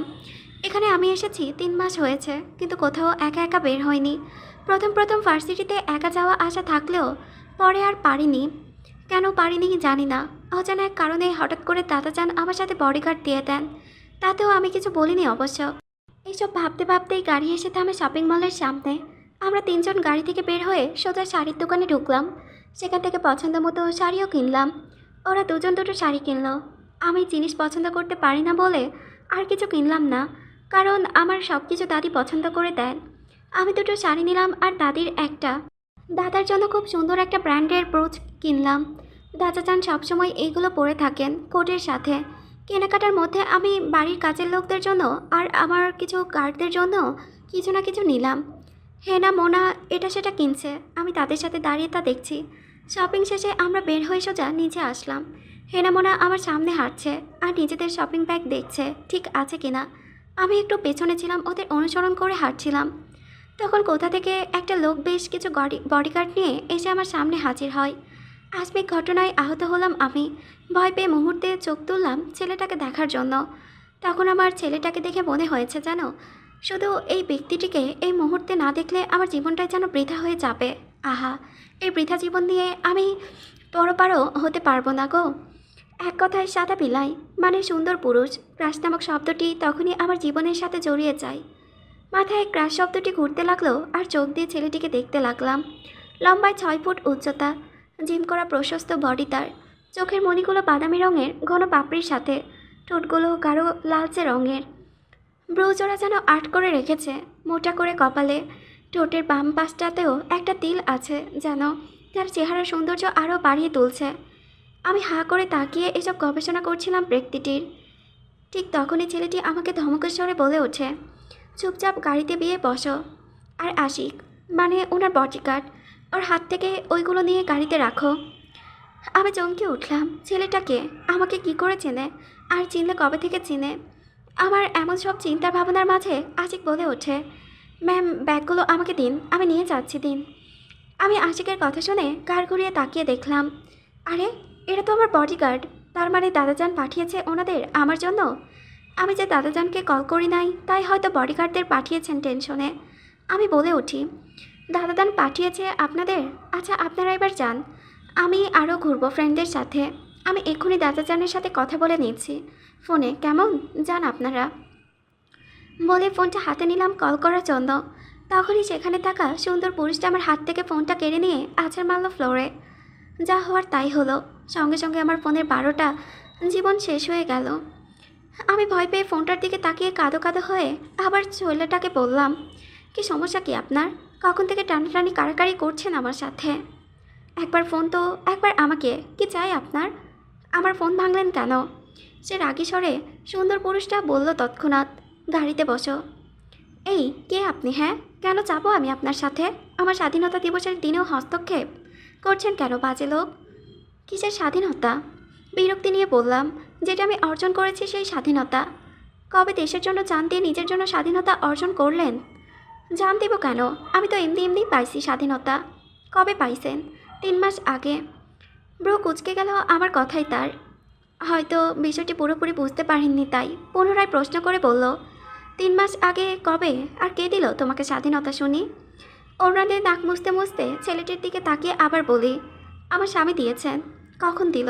প্রথম তিনি দিয়েছেন, সবার সামনে বলেছেন আমি আমার মতো করে থাকতে পারবো, যা খুশি করতে পারবো, যেখানে খুশি যেতে পারবো। তিনি আমাকে সেই স্বাধীনতা দিয়েছেন, তাই তো আমি স্বামীর কথা পালন করছি আর নেকির খাতায় ভারী করছিলাম। কিন্তু এখন আপনি এসে আমায় আটকাচ্ছেন, আমার স্বাধীনতায় হস্তক্ষেপও করছেন। বলুন এটা ঠিক? আমাকে আর কিছু বলতে না দিয়ে টানতে টানতে গাড়ির দিকে নিতে নিতে সুন্দর ছেলেটা বলে ওঠে, তখন সারাংশ ছিল শুধু, আর এখন সারাংশ সারমর্ম মিলে ভাব সম্প্রসারণ হয়ে গেছে। তাই আমাকে বুঝতে দাও বাকিটা কি হবে। তোমার না ভাবলেও চলবে। টানা 20 মিনিট গাড়িটি চললো, কেউ কারোর সাথে কথা বললাম না। আমি রাগ আর কষ্টে কথা বললাম না। কিন্তু উনি কেন কথা বলেননি তা জানি না আমি। তবে তিনি বেশ গম্ভীর মুখে আমার পাশে গা এলিয়ে সিটে বসে আছেন। আমায় বাসার সামনে নামিয়ে দিয়ে পুনরায় গম্ভীর কণ্ঠে বলেন, আজ যেটা করলে ভবিষ্যতে এমন কিছু করার দুঃসাহসও করবা না কখনো। যাও, বাসায় যাও। বলে গাড়িটি নিয়ে চলে গেল। আর আমি তাকিয়েছিলাম ওনার যাওয়ার দিকে। আজব লোক তো একটা। এইদিকে মায়া যাওয়ার পরপর বডিগার্ডরা হৃদকে কল দেয়। হৃদ তখন অফিসে চেয়ারে বসে পায়ের উপর পা তুলে এক হাতে চেয়ারের উপর রেখে অন্য হাতে আঙ্গুল মুখের উপর রেখে গম্ভীর মুখে ক্লায়েন্টদের সাথে জরুরি মিটিংয়ে ব্যস্ত ছিল। হঠাৎ কল আসায় বিরক্তি নিয়ে একবার তাকায় সেদিকে, কারণ হৃদের ফোনটা ভাইব্রেশন করছিল হৃদের সামনের টেবিলে। ফোনের স্ক্রিনের দিকে তাকিয়ে হাত ঘড়ির উপর নজর রাখলো। এই অসময়ে মায়ের বডিগার্ড কল করছে দেখে হাতের ইশারায় সবাইকে চুপ করিয়ে কল রিসিভ করেছিল। তখনই মায়ের বডিগার্ড আশিক হৃদকে জানায়, বস ম্যাম তো স্বাধীনতা রক্ষা করতে একা একাই চলে গেল ওনার ফ্রেন্ডদের নিয়ে, আমাদেরকে পর্যন্ত সাথে নিয়ে যায়নি। আশিকের কথা প্রথমে বুঝতে না পেরে কপাল কুঁচকে প্রশ্ন করে, কিসের স্বাধীনতা? বস ম্যাম বলল উনি নাকি আজকে স্বাধীনতার সত্য ব্যবহার করবেন, তাই উনি আউটিংয়ে গেছেন একা একা, আমাদের পর্যন্ত সাথে নিয়ে যাননি। আশিক একে একে সব কিছু বলল হৃদকে। এইসব শুনে হৃদ মুহূর্তেই হাত মুষ্টিবদ্ধ করে নেয়, চোখ মুখ শক্ত করে নিজের রাগ কন্ট্রোল করার চেষ্টা করে তৎক্ষণাৎ দাঁড়িয়ে বলে, follow her, I am coming. কথাটি বলে হৃদ কল কেটে সবার উদ্দেশ্যে বলে, মিটিং ইজ ডিসমিস নাও। বলে হৃদ বেরিয়ে পড়ে মায়ের উদ্দেশ্যে, রাগে কটমট করে। তীক্ষ্ণ মেজাজ বিগড়ে যাওয়ার কারণে রাগে রিরি করে ওঠে। বলেছিলাম আমার অবাধ্য না হতে, তাও হলি। আমি বুঝে নিতে চাই কি হচ্ছে আমার সাথে, তাই আমাকে আর তোকে দুজনকে সময় দিচ্ছিলাম, কিন্তু তুই সেটা বুঝলি না। আর এখন আমার সময়ের অপব্যবহার করতে চাইছিস, তা আমি কি করে হতে দেই বল? তোকে নিজের রাগ দেখাতে চাইছিলাম না, কারণ যখন দেখবি তখন তোর জন্য ধ্বংস বয়ে আনবে সব কিছুতে। আমার ভালো মানুষের সুযোগ নিয়ে তুই আমার অবাধ্য হবি, তা তো আর আমি হতে দেব না।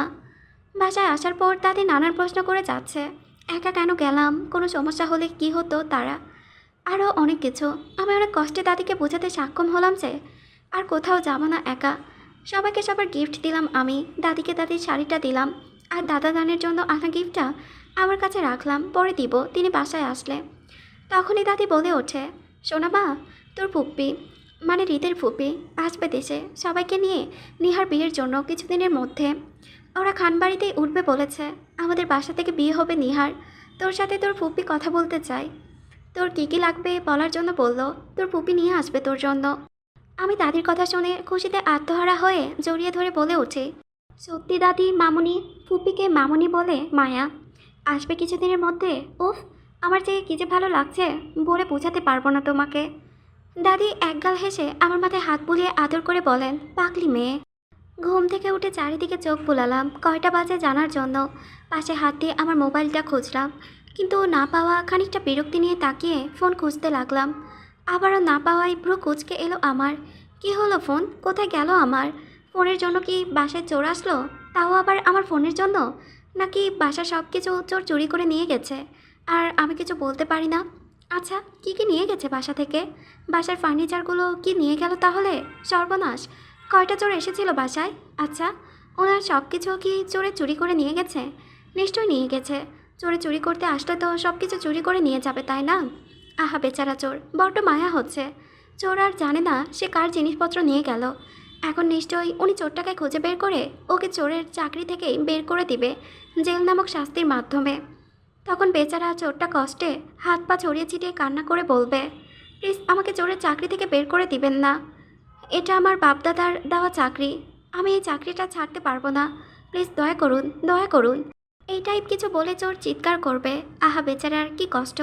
এসব ভাবতে ভাবতে হঠাৎ আমার কালকের কথা মনে পড়ে গেল। আরে ওই বাজে লোকটাই তো আমার ফোন ভেঙেছিল। সব কিছু মনে পড়তেই মন খারাপে উঠে বসলাম বিছানায়। চোখ ঘুরিয়ে দেওয়াল ঘড়ির দিকে তাকিয়ে দেখলাম 5টা 51 বাজে। তার মানে সকাল হয়ে গেছে, আর আমি প্রায় সকাল সকাল উঠে থাকি। আজকেও হলো। রোজকার মতো আমি আরও একটা কাজ করি, সেটা হলো বাড়ির সামনে যে বিশাল বড় বাগানটা আছে ওখানে ঘুরতে যাই আর কি। আমার অনেক ভালো লাগে বাগানে ঘুরতে, আজকেও যাব। তাই ফ্রেশ হয়ে বেরিয়ে পড়লাম বাগানের উদ্দেশ্যে। বাগানে ঘুরঘুর করছি আমি, হাত দিয়ে বাগানের ফুলগুলো ছুঁয়ে ছুঁয়ে দেখছি। নানান রকমের ফুল ফুটেছে বাগানে, ফুলে ফুলে রয়েছে ছোট্ট ছোট্ট শিশুর বিন্দু, যা বাগানের সৌন্দর্য আরও বাড়িয়ে তুলছে। আমি একটা সাদা গোলাপ নিয়ে মাথায় পড়তে পড়তে ভাবলাম, আমার কালো চুড়িদার জামার সাথে সাদা গোলাপটা মানাবে ভালো। 2 হাত ভর্তি কালো রেশমি চুল, সাথে পায়ে কালো একজোড়া পায়েল তো আছেই। আমার ভাবনার মাঝে মনে হলো কেউ আমাকে গভীরভাবে পর্যবেক্ষণ করছে। কিন্তু কে? তাকে দেখার জন্য ঘাড় ঘুরিয়ে এদিক ওদিক তাকিয়ে কাউকে দেখতে না পেয়ে আহত হলাম আমি। তারপরেও মনের সন্দেহ গেল না আমার। আমার মন বলছে কেউ আমার আমার অদৃশ্যের আড়ালে আছে, কিন্তু দেখতে পারছি না তাকে। যাই হোক, আমি খোঁজার চেষ্টা না করে বাগানের সামনে থাকা অতি সুন্দর রমণীর মাটির মূর্তিটির আছে তার দিকে অগ্রসর হলাম। মূর্তির সামনে দাঁড়িয়ে পড়লাম। মূর্তিটা যে দেওয়ালের উপর দাঁড়িয়ে আছে সেটার উপর উঠে দাঁড়িয়ে পড়লাম কষ্ট করে। কাজে সফল হতে পেরে একটা ক্লোজ আপ হাসি দিয়ে মূর্তিটার গলায় এক হাত রেখে অন্য হাত কানের উপর রাখলাম। তাতে আমার মুখ দিয়ে কানে কানে কথা বলতে লাগলাম, কারণ আমি যখনই বাগানে আসি না কেন তখনই এই মূর্তিটার সাথে আমার কানাকানি কথা হয় গোপনীয়ভাবে। দাদা দাদির পর এই মূর্তিটার সাথে আমি ক্লোজ, আমার বেস্ট ফ্রেন্ডও বলা যায়। তাদের পরে আমি এই মূর্তিটার সাথে আমার সব পেটের কথাগুলো শেয়ার করে থাকি। আচ্ছা, তাই করছিলাম, কিন্তু হঠাৎ করে পেছন থেকে কেউ বলে ওঠে, মানুষ তো তোমার চোখে পড়ে না, কিন্তু মূর্তি ঠিকই তোমার চোখে পড়ে। আমি ঘাড় ঘুরিয়ে তাকিয়ে কথা বলার মালিকটাকে দেখলাম। মুহূর্তে চমকে উঠলাম আমি। আরে, এই তো কালকে সুন্দর পুরুষটা, কিন্তু এখানে কেন? পরনে তার কালো টি শার্ট আর ট্রাউজার, আমার মতোই কালো কালো। আমি ওনাকে দেখে চমকিত গলায় বলে উঠি, এই আপনি এত সকালে কি করছেন এখানে? উনি বলে, কাজ আছে তাই এসেছি। কি স্বাভাবিক ওনার সেই ভঙ্গি, যেন সব কিছু ঠিকঠাক। ব্রো কুচকে এলো আমার। এত সকালে কি কাজ আপনার এই বাড়িতে? দাদা জান তো এখনও ঘুমোচ্ছে, তাহলে আপনাকে ডেকে পাঠালো কখন শুনি? উনি পুনরায় স্বাভাবিক কণ্ঠে বলল, আমি কখন বললাম দাদা ভাই আমাকে ডেকেছে? তাহলে কে ডেকে পাঠিয়েছেন আপনাকে? ও আচ্ছা, বুঝেছি। নিশ্চয়ই আমার স্বামী ডেকেছেন আপনাকে। তাই তো বলি, এত নির্দয় পাষাণ ব্যক্তি আর কে হতে পারে? এই শীতের ভোরে রাত্রে কার এত কাজ হতে পারে ওনাকে ছাড়া? কথাগুলো বলতে বলতে মূর্তিটাকে ছেড়ে নিচে নেমে পড়লাম। কিন্তু ওনার দিকে তাকাতেই কষ্ট হচ্ছিল আমার। কারণ উনি লম্বায় 6 ফুট উচ্চতা আর আমি 5 ফুট। আমি খাটো হওয়ায় দুঃখ প্রকাশ করার আগেই উনি বলে ওঠে, পাষাণ নির্দয় ব্যক্তি। আমি ওনার দিকে তাকিয়ে আবারও লাফিয়ে মূর্তির পায়ের ওপর বসে পড়ি, দুপা ঝুলিয়ে। তার দৃষ্টি আমার পায়ের পায়েলের ওপর। বিষয়টি বুঝে ইগনোর করলাম, কারণ তাকিয়ে লাভ নেই। উনি ছেলে মানুষ, মেয়েলি জিনিসপত্র ওনাকে মানাবে না। বিষয়টি ইগনোর করে আমি ওনার মুখোমুখি উচ্চতা নিয়ে বসে বসে বলে উঠি, এবার ঠিক আছে। আসলে আপনি অনেক লম্বা, আমার আপনার দিকে তাকাতে কষ্ট হয়, তাই এখানে বসে পড়লাম। আমার যাতে আপনার সাথে কথা বলতে সুবিধা হয়, তাই আর কি। আচ্ছা, আপনি এত লম্বা কেন? সকাল বিকেল কি হরলিক্স খান লম্বা হওয়ার জন্য?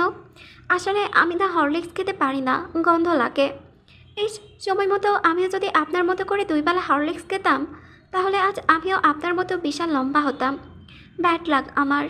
আচ্ছা, আপনার গার্লফ্রেন্ডও নিশ্চয় অনেক লম্বা আপনার মতো, তাই না?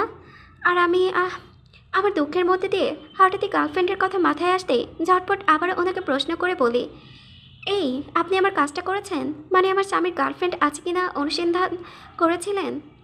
আমার কথায় উনি কেমন যেন তাকালো আমার দিকে। হয়তো আমার এরকম প্রশ্নে বিরক্ত হলেন তিনি, তাই আমার দিকে তাকিয়ে বলে উঠলেন, বললাম তো কোনো গার্লফ্রেন্ড বা ভালোবাসার মানুষ নেই, তবুও কেন একই প্রশ্ন করছো বারবার? কথাটা শুনে একরাশ কষ্ট নিয়ে বলে উঠি আমি, না, ওনাকে যতটা উন্নত মনে করেছিলাম উনি আসলে ততটাও উন্নত করতে পারেনি। সাধারণ একটা প্রেম করতে পারল না। আচ্ছা, মায়ের কথাটা এমনভাবে নাক মুখ ছিটকে বলল যেন হৃদকে নার্সারি বাচ্চাদের একটা অঙ্ক দেওয়া হয়েছে, আর হৃদ সেটা করতে পারেনি। এর জন্য মায়ের অনেক কষ্ট হচ্ছে। মায়ের রিয়াকশানে ভ্যাবাচাকা খেল হৃদ। থমথমে গলায় বলল, মানে? উফ, মানে জানেন না আপনি? মায়ের কথায় ধমকে ওঠে হৃদ, চাপা স্বরে বলে, তুমি জানো কত মেয়ে হৃদ খানের জন্য পাগল হয়ে ঘুরে বেড়ায় তার আশেপাশে, আর সে ফিরেও তাকায় না, আর তুমি কিনা তাকে ছ্যা বলছো? How dare you! আমি ওনার কথা শুনে চোখ পাকিয়ে তাকালাম ওনার দিকে আর বললাম, এই আপনি তো সাংঘাতিক পাল্টিবাজ লোক। আপনাকে রাখলাম আমি আমার, আর গুণগান গাইছেন আমার স্বামীর? How rude! হৃদ কটমট করে তাকালো মায়ের দিকে। মায়া পুনরায় হতাশ গলায় বলল, আচ্ছা আপনি বলুন তো, একটা গার্লফ্রেন্ড রাখলে কি এমন হয় ওনার? আজ ওনার একটা গার্লফ্রেন্ড থাকলে এত আমায় আর ওনার কাছেও সাহায্য হয়ে যেত। এখন আমার কষ্ট করে ওনার জন্য এত মেয়ে খোঁজা লাগতো না। দূর, ভাল লাগে না। অসহায় ফেস করে উনি বলে ওঠেন, ভালোবাসা এভাবে হয় না, তবে কিভাবে হয় তা আমি নিজেও জানি না। কিন্তু যেদিন জানবো বুঝবো, সেই দিন আমার সামনে থাকা ভালোবাসার মানুষটিকেও ভালো করে বুঝিয়ে দেব। বলেই কথাটি হৃদ পকেটে 2 হাত দিয়ে স্ট্রং হয়ে দাঁড়ায়। ভালোবাসার শব্দটি শুনেই মায়া চোখ মুখ খুশিতে চকচক করে ওঠে এবং ঠোঁট প্রসারিত করে হেসে বলে ওঠে, আচ্ছা, ভালোবাসা কোথায় পাবো আমি? আমার না অনেক প্রয়োজন ভালোবাসার। বলুন না, কোথায় পাবো আমি? আবার এমন কথায় উনি আমার দিকে এমনভাবে তাকালো যেন এই মুহূর্তে আশ্চর্যজনক কোনো বাণী শুনলাম আমি তাকে, যেটা উনি এই মুহূর্তে হজম করতে পারছেন না। কি বললাম আমি এমন, যে ওনার আমার দিকে এমনভাবে তাকিয়ে থাকতে হবে? ভালোবাসা কোথায় থেকে সেটা তো জানতে চাইছি, আর তো কিছু, তাই না? মানুষগুলো যে কবে মানুষ হবে আল্লাহ জানে।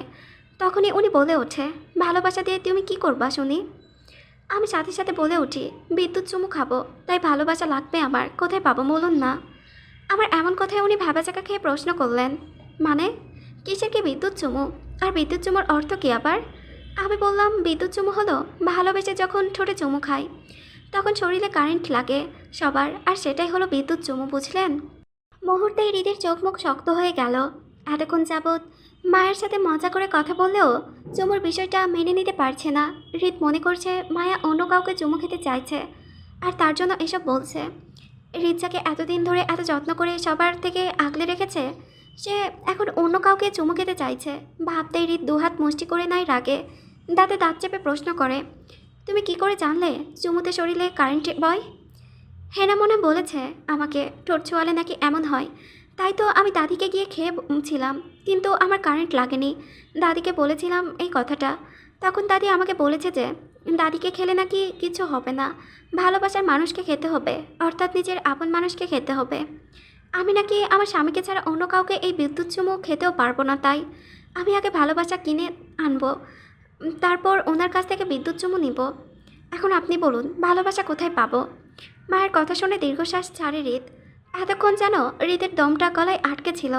হৃদ স্বাভাবিক হয়ে বলল, তুমি যে হৃদকে চুমু খেতে চাও, ও কি তোমাকে চুমু খেতে দিবে তোমার মনে হয়? হুম, দিবে তো। কিভাবে? টাকা দিয়ে। তাই? টাকা দিয়ে চুমু? ইন্টারেস্টিং। তুমি চুমু কিনতে চাও? এখন যদি হৃদ রাজি না হয়ে উল্টো তোমাকে দুটো থাপ্পড় মারে, তো তুমি কি করবা শুনি? এমন কিছুই হবে না। তার আগে আমি ওনার সাথে ডিল করে নিব। কিসের ডিল শুনি? প্রথমত আমি চাকরি করে অনেক টাকা রুজি করে ওনাকে দেব, আর বলবো আমাকে একটা, অর্থাৎ চুমু দিতে। উনিও আমাকে দিয়ে দিবেন, না করবে না। কারণ উনি তো সারাদিন 24 ঘন্টা টাকার পেছনে পড়ে থাকে। ওরা তো শুধু টাকা হলেই হয়, তাই না? কি বুদ্ধিটা বেশ না? তারপরে যদি না মানে তো আমি ওনাকে অন্য একটা শর্ত দিয়ে বলবো যে আপনি আমার থেকে মুক্তি পাবেন যদি আমাকে একটা বিদ্যুৎ চুমু খান তো। এবার বলুন কোনটা চাই আপনার? শক্ত গলায় হৃদ কাট উত্তর, কোনোটাই চাই না। আরে আপনি বুঝতে পারছেন না। মায়াকে বলতে না দিয়ে হৃদ চলে যেতে যেতে আবার পেছন ফিরে এক পলক মায়াকে দেখে উঠে বলে, মুক্তিটা আমার চাই না। এতদিন ছিলে তোমার ইচ্ছায়, এখন আছো আমার ইচ্ছায়, আর ভবিষ্যতেও থাকবে আমার বন্দিনী হয়ে। আমার যা চাই তা আমি সময় মতো নিয়ে নেব, তোমাকে ভাবতে হবে না। তাছাড়া বাকি রইল আমার বিদ্যুৎ চুমু নিয়ে, সেটাও তুমি পাবে। ঠোঁটে, শুধু ঠোঁটে কেন, সব জায়গাতেই পড়বে। তুমি চাইলেও বা না চাইলেও, শুধু সময়ের অপেক্ষায় আছি আমি। কথাটা শেষ করে হন করে চলে যায় বাড়ির ভেতরে হৃদ। আর এদিকে মায়া হাঁ করে তাকিয়ে আছে হৃদের চলে যাওয়ার দিকে। কি বলে গেল এই লোকটা? তার সব মাথার উপর দিয়ে গেল। ভার্সিটির মাঠে বসে আছি আমি, আর আমার সামনে বসে আছে হেনা মোনা।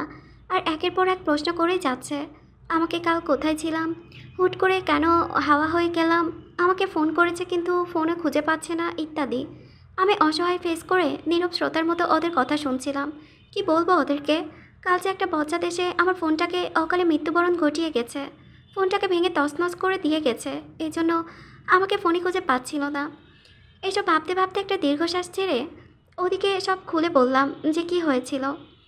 ওরা সব শোনার পর বলে, দোস্ত, আমার মনে হয় লোকটার মধ্যে নিশ্চিত কোনো ঘাপলা আছে, নয়তো তোর দাদাজানের সামান্য কর্মচারী হয়ে এত শাসন কখনোই করার কথা না। আমি কেমন রহস্য রহস্য গন্ধ পাচ্ছি, তোর কি মনে হয় হেনা? হেনার কথায় মোনাও সায় জানালো, কিন্তু আমি কিছুই বললাম না, কারণ আমার মাথায় কিছুতেই ঢোকেনি ওদের কথা। এখানে রহস্যের কি আছে আমি বুঝি না। তাই এসব কথা বাদ দিয়ে মোনাকে বলে উঠি, মোনা, কাল তোকে একটা ছেলের সাথে বেশ হেসে হেসে কথা বলতে দেখছিলাম আমি। কে ছিল ছেলেটা? তোর ভাই বুঝি? আমার কথায় মোনা নড়ে চড়ে বসে আমার দিকে খানিকটা রাগী ভাব নিয়ে তাকিয়ে বলে, লাইক সিরিয়াসলি মায়া, তোর কি ধারণা ছেলেটা আমার ভাই হবে বুঝি?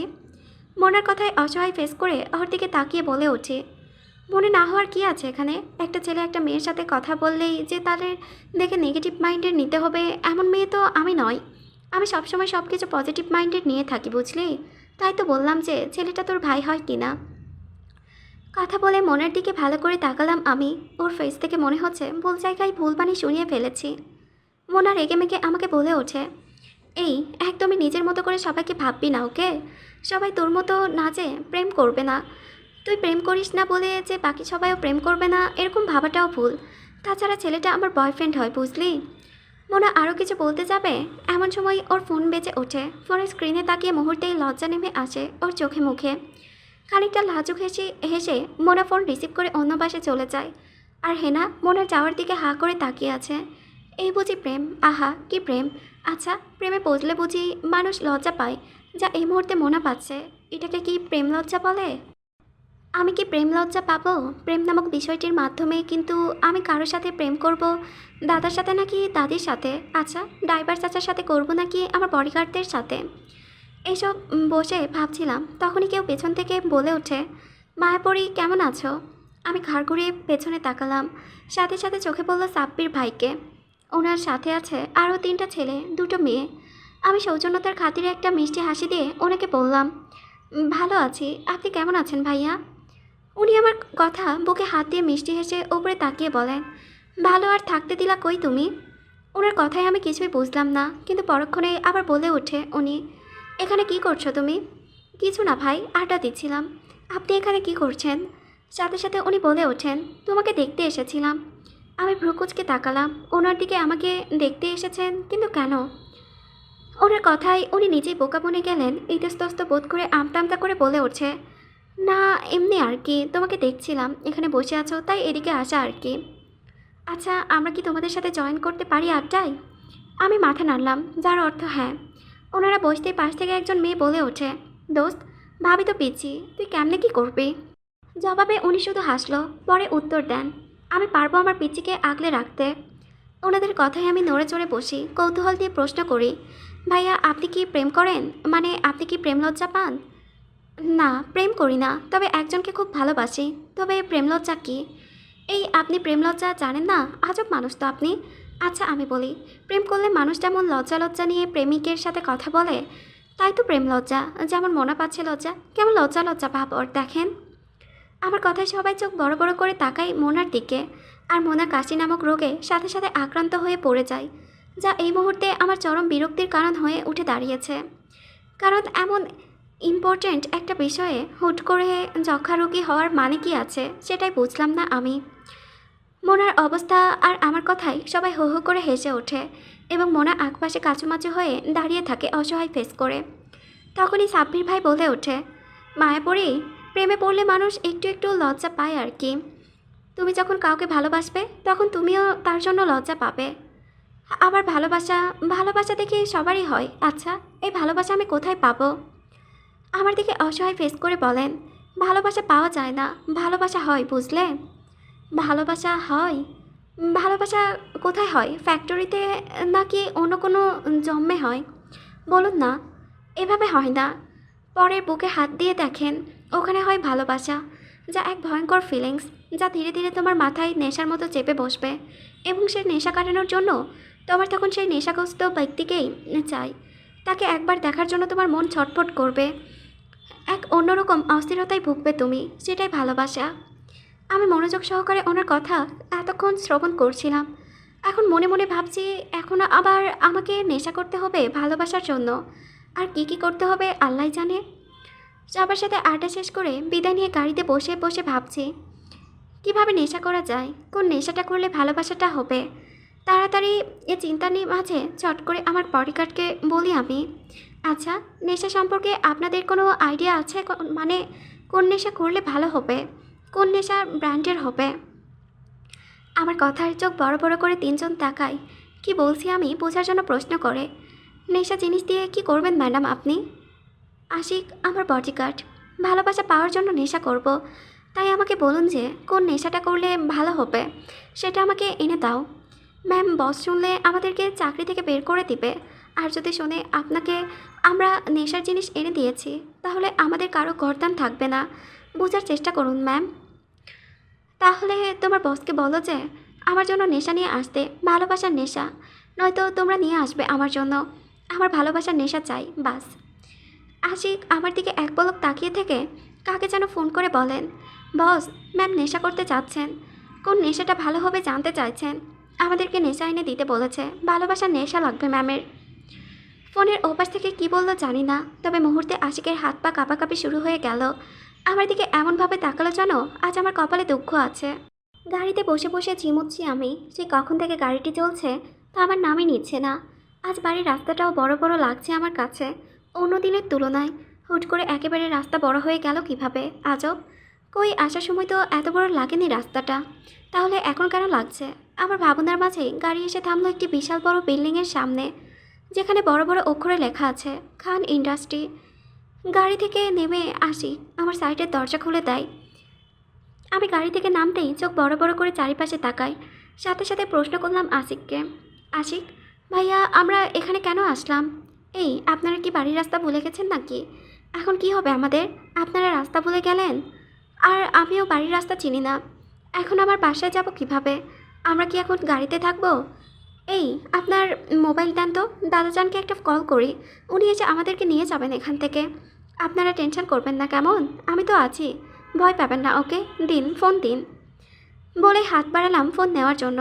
তখনই আশিক ভাইয়া কিছু বলতে যাবে, পাশ থেকে কেউ একজন বলে, তোমাকে কে বাঁচাবে, তুমি ওদের বাঁচার ঠেকা নিচ্ছ?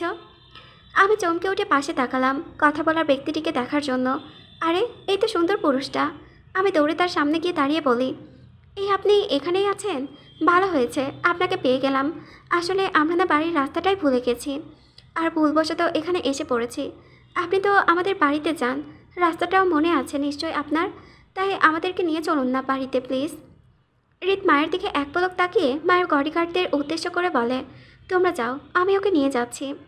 বাধ্য ছেলেদের মতো আমার গার্ডগুলো সম্মতি জানিয়ে চলে গেল। Yes boss. কথাটা বলে প্রস্থান করে সাথে সাথে আমাকে রেখে একা। আবার আমার খুব কান্না পাচ্ছে।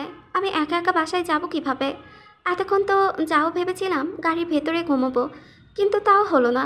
আশিক গাড়ি নিয়ে চলে গেল। এখন রাতে কই থাকবো ভাবতে আমার হাত পা ছড়িয়ে কান্না করতে ইচ্ছে করছে। আমি কাঁদো কাঁদো ফেস করে ওনার দিকে তাকিয়ে কিছু বলতে চাইলে উনি আমাকে কিছু বলতে না দিয়ে গভীর কণ্ঠে বলে ওঠে, just follow me and no more words. কথাটা বলে উনি হন করে চলে গেলেন সামনের দিকে। আর আমি ঠাই ওখানে দাঁড়িয়ে কিছু বলতেও বা বুঝতেও পারছি না।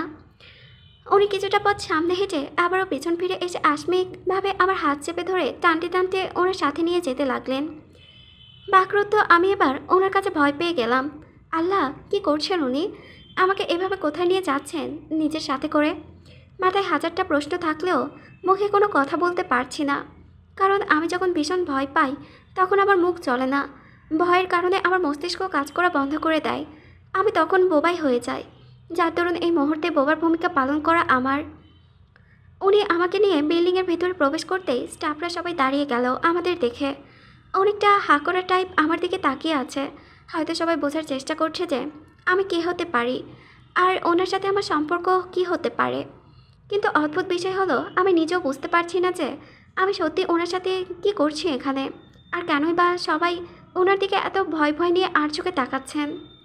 উনি আমাকে নিয়ে সোজা একটা রুমের ভিতরে ঢুকলেন। হয়তো ওনার অফিস কক্ষ হবে।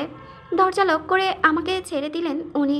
আমি নত মস্তিষ্কের দাঁড়িয়ে আছি ওনার সামনে। ফাঁকে আর চোখে একবার ওনার দিকে তাকিয়েছিলাম, কিন্তু চুরি ধরা পড়ে যায় আমি, কারণ আমাদের দুজনের সাথে সাথে চোখাচোখি হয়ে গেল। তখন আমি চোখ নামিয়ে নিলেও তিনি আমার দিকে তাকিয়েছিলেন কপাল কুঁচকে। এবার আমি হাঁসফাঁস করে চারপাশে চোখ বুলালাম, আসলে আমি কোথায় আছি বোঝার জন্য। সাথে সাথে আমার চোখ দুটো ছানা পড়া হয়ে গেল। আল্লাহ, এটা কি অফিস রুম?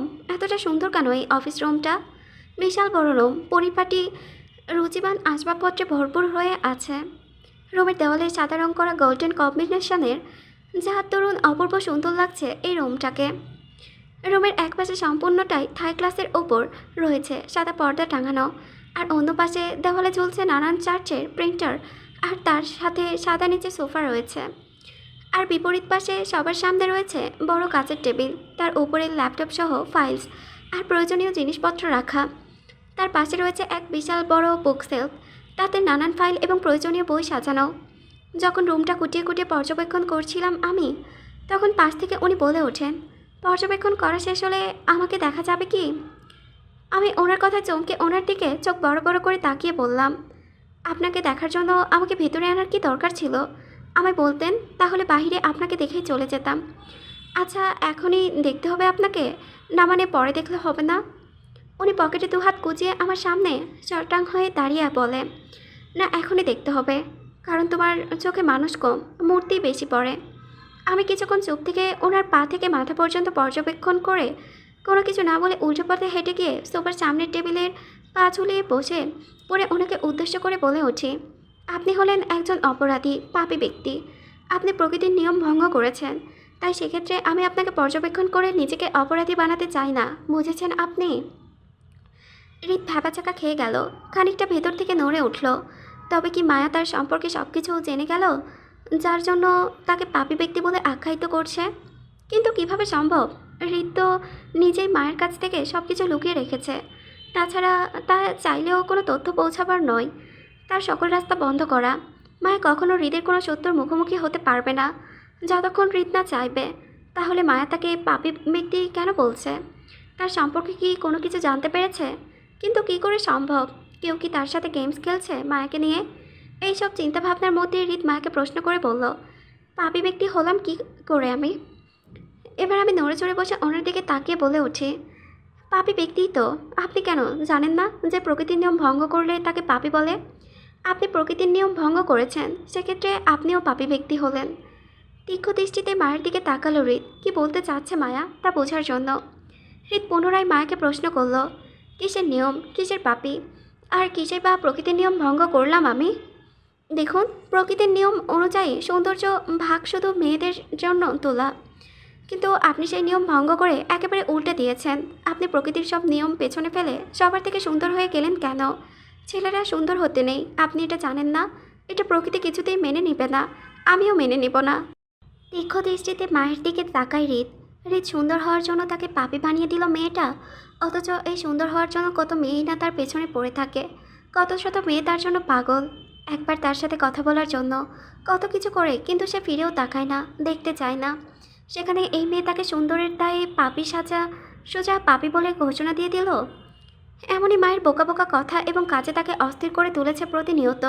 সেই অস্থিরতা কাটানোর জন্য তো হৃদ মায়ের সামনে অপরিচিত ভাবে আসতে চায়, আসল পরিচয় না দিয়ে।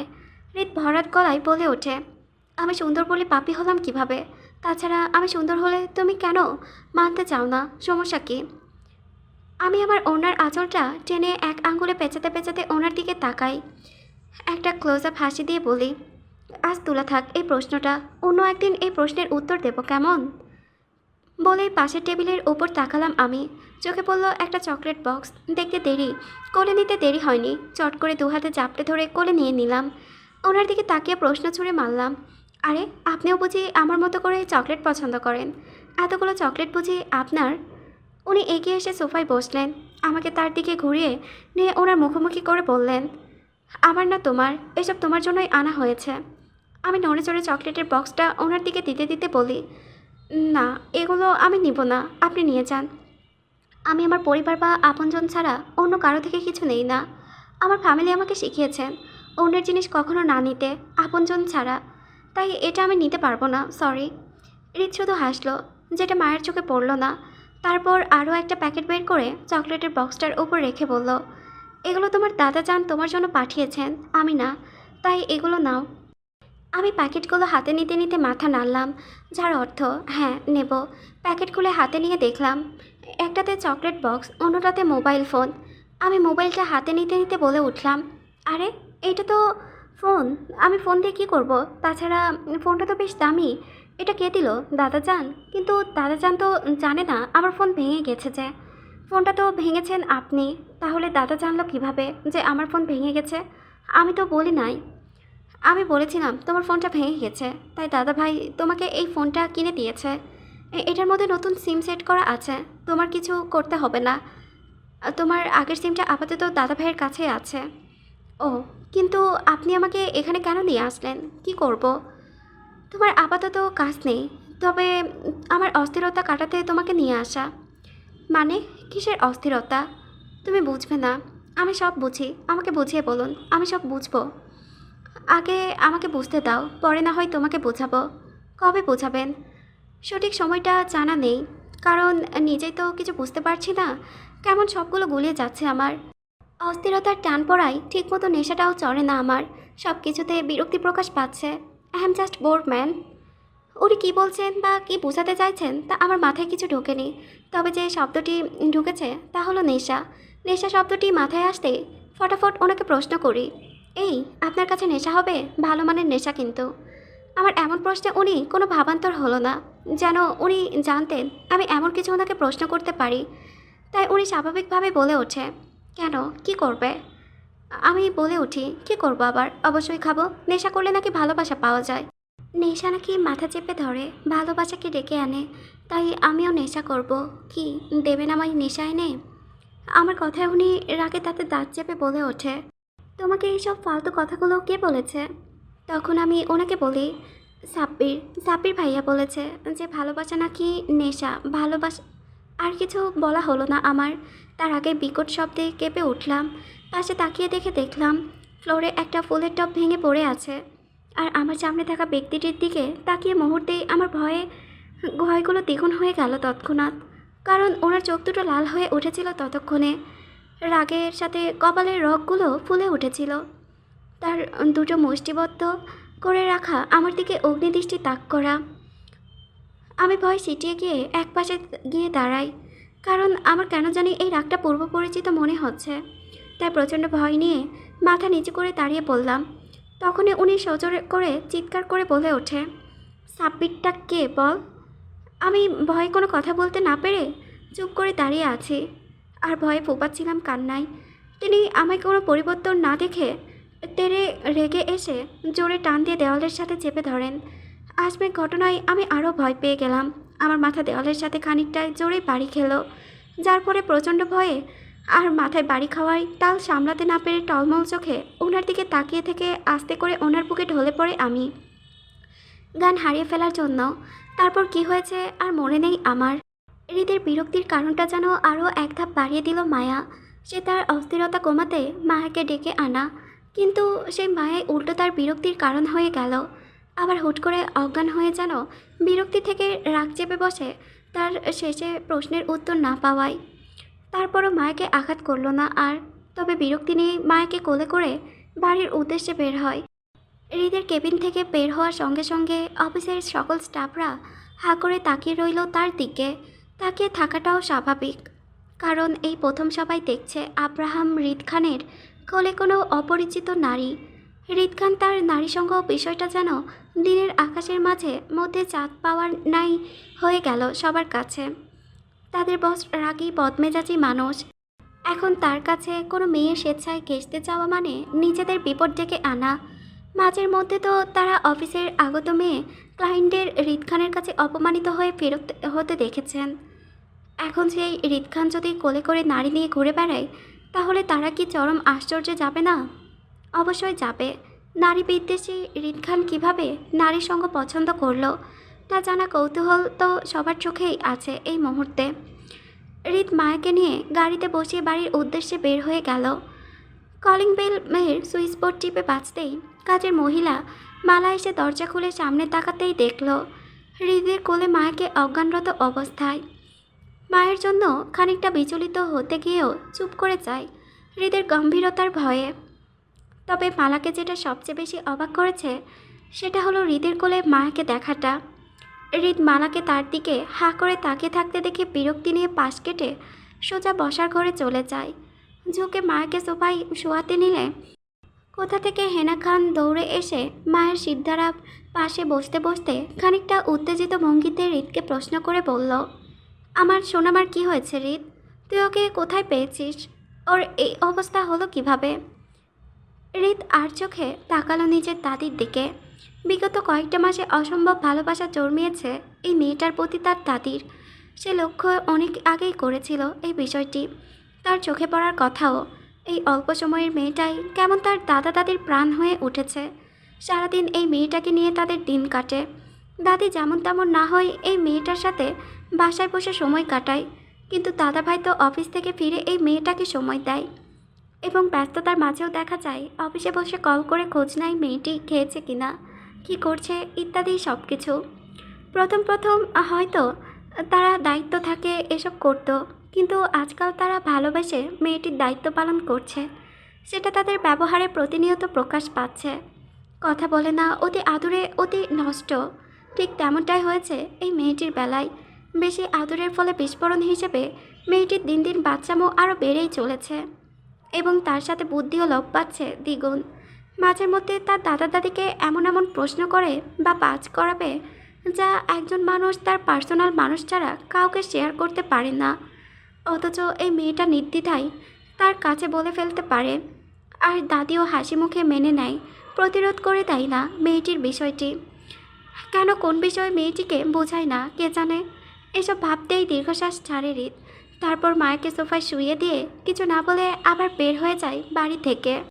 সকাল থেকে দাদি আমাকে বুকে যাচ্ছে তো যাচ্ছে, আমার নামই নিচ্ছে না। আজ আচ্ছা, আজকে ইচ্ছে করে বকা খাওয়ার দিন? আমার জন্য কি বকা ডে? তাহলে তা আজকে আমাকে দিনটাই তারিখ ডায়েরির মধ্যে লিখে রাখা উচিত। কারণ ঘুম থেকে ওঠা নিয়ে বকা, আবার খাওয়া দাওয়া নিয়ে বকা, কোন ড্রেস পরবো তা নিয়েও বকা, আর এখন আমার সাজগোজ নিয়ে বকা। উফ, এত বকাবকি কেন? দাদি আমার হাত ধরে সিঁড়ি বেয়ে নিচে নামছে, উদ্দেশ্য এয়ারপোর্টে যাওয়া। সেজন্য আমাকে সকাল থেকে দাদি এত বকে বকে রেডি করিয়েছেন। আজকে পুপিরা সবাই আসবে বাংলাদেশে নিহা আপুর বিয়ের জন্য। তাই আমরা সবাই যাচ্ছি ওনাদের এয়ারপোর্টে রিসিভ করতে। 3টি গাড়ি নিয়ে যাওয়া হচ্ছে, তাদের সাথে একটাতে আমি আর দাদা দাদি, ড্রাইভার চাচাকে সহ, দ্বিতীয়টাতে বডিগার্ড, তৃতীয়টা খালি। কারণ আসার সময় ফুপিরা ওই গাড়ি করে আসবে তাই। উনি আসেননি আমাদের সাথে, দাদাজান ফোন করেছিলেন ওনাকে। উনি বলেছেন উনি নাকি ব্যস্ত, কাজে আসতে পারেননি, তাই দাদাজান কিছু বলেননি। গাড়িতে আমাকে মাঝে রেখে আমার দুপাশে দাদা দাদি বসে আছেন। অবশেষে গাড়ি এসে থামে ঢাকা এয়ারপোর্টের সামনে। আমরা গাড়ি থেকে বের হয়ে এয়ারপোর্টের চারিপাশে চোখ বোলাই। এই প্রথম আমি এয়ারপোর্টে এসেছি, তাই মনের মধ্যে কৌতূহল জেগেছে এয়ারপোর্ট ঘুরে দেখার জন্য। কিন্তু দাদি আমার হাত শক্ত করে ধরে রেখেছে, যেন ছেড়ে দিলে আমি ভিড়ের মধ্যে হারিয়ে যাব, এমনটা ওনার ধারণা। স্বাভাবিক কিছু না, হয়তো হারিয়ে যেতে পারি আশেপাশে, কিছুটা চেনা জানা নেই সেজন্য। আমার অমনোযোগের মধ্যে দিয়েই হঠাৎই কারো গলা কানে আসলো, মা কেমন আছো? আমি চমকে উপরে তাকালাম। তার প্রায় সাথে সাথে চোখে পড়ল অতি সুন্দরী একজন মহিলার সাথে আরও একজন সুদর্শন পুরুষকে। তাদের সবার হাতেও একটা করে ট্রলি ব্যাগ রয়েছে। আমার কাউকে চিনতে এতটুকুও দেরি হয়নি যে ওনারা ফুপা ফুপি, কারণ সবার সাথেই আমার বহুবার ভিডিও কলে কথা হয়েছে। ওনারা এগিয়ে আসতেই দাদি আমাকে এক হাতে ধরে রেখে অন্য হাতে ফুপিকে জড়িয়ে ধরে আর ফুপিকে দাদাজান জড়িয়ে ধরে। আমি নীরব হয়ে তখনও দাঁড়িয়েছিলাম সবাইকে দেখতে। বলার মতো আপাতত কিছু নেই, আমি গোল গোল চোখে সবাইকে পর্যবেক্ষণ করছিলাম। তখন আরও দুটো মেয়েকে চোখে পড়তেই তখন আমার চোখ দুটো অটোমেটিক্যালি বড় বড় হয়ে যায় খুশিতে। মেয়ে দুটো একজন হলো নিহা আপু, তিনি সাদা শার্টের উপর দিয়ে কোটটাও সাদা পরেছে, কালো প্যান্ট দিয়ে ইন করে। আর আমার বয়সী মেয়েটা হলো ফিহা, সে পরেছে কালো প্যান্ট, পিঙ্ক শার্ট, কালো জ্যাকেট, চুলগুলো সব সাধারণ ঝুটি করা। তাদের হাতেও একটা করে টলি নেওয়া আছে, তবে দেখতে দুজনেই সুন্দর। আমি শুধু বোকার মতো তাকিয়ে আছি তাদের দুজনের দিকে। ওরা দুজন দৌড়ে এসে দাদা দাদিকে জড়িয়ে ধরতেই দাদি তখন বলে ফিহাকে, কেমন আছিস নানুনি? ভালো আছি আংলেটি। পাশ থেকে ফুপি খানিকটা সাহস সুরে বলে, বিহেভ ইয়োর সেলফ ফিহা, এটা পাবলিক প্লেস। সরি মম, কিন্তু তোমার টমেটো মাকে দেখলে আমার গল টানতে ইচ্ছে করে, কি করব বলো? ফুপির চোখ রাঙাতেই চুপ করে যায় ফিহা। হেসে ওঠে দাদি। ফিহার মাথায় আদুরি হাত বুলিয়ে দিতেই আমি পাশ থেকে নীরব শ্রোতার মতো সব দেখছি। আমি সবাইকে চিনতে পারলেও এই মুহূর্তে কারোর সঙ্গে আগ বাড়িয়ে কথা বলছি না। প্রথম দেখায় কেমন একটা জড়তা কাজ করছে নিজের মাঝে, তাই জন্য চুপচাপ দাঁড়িয়ে থাকাটা আমার কাছে উত্তম মনে হচ্ছে।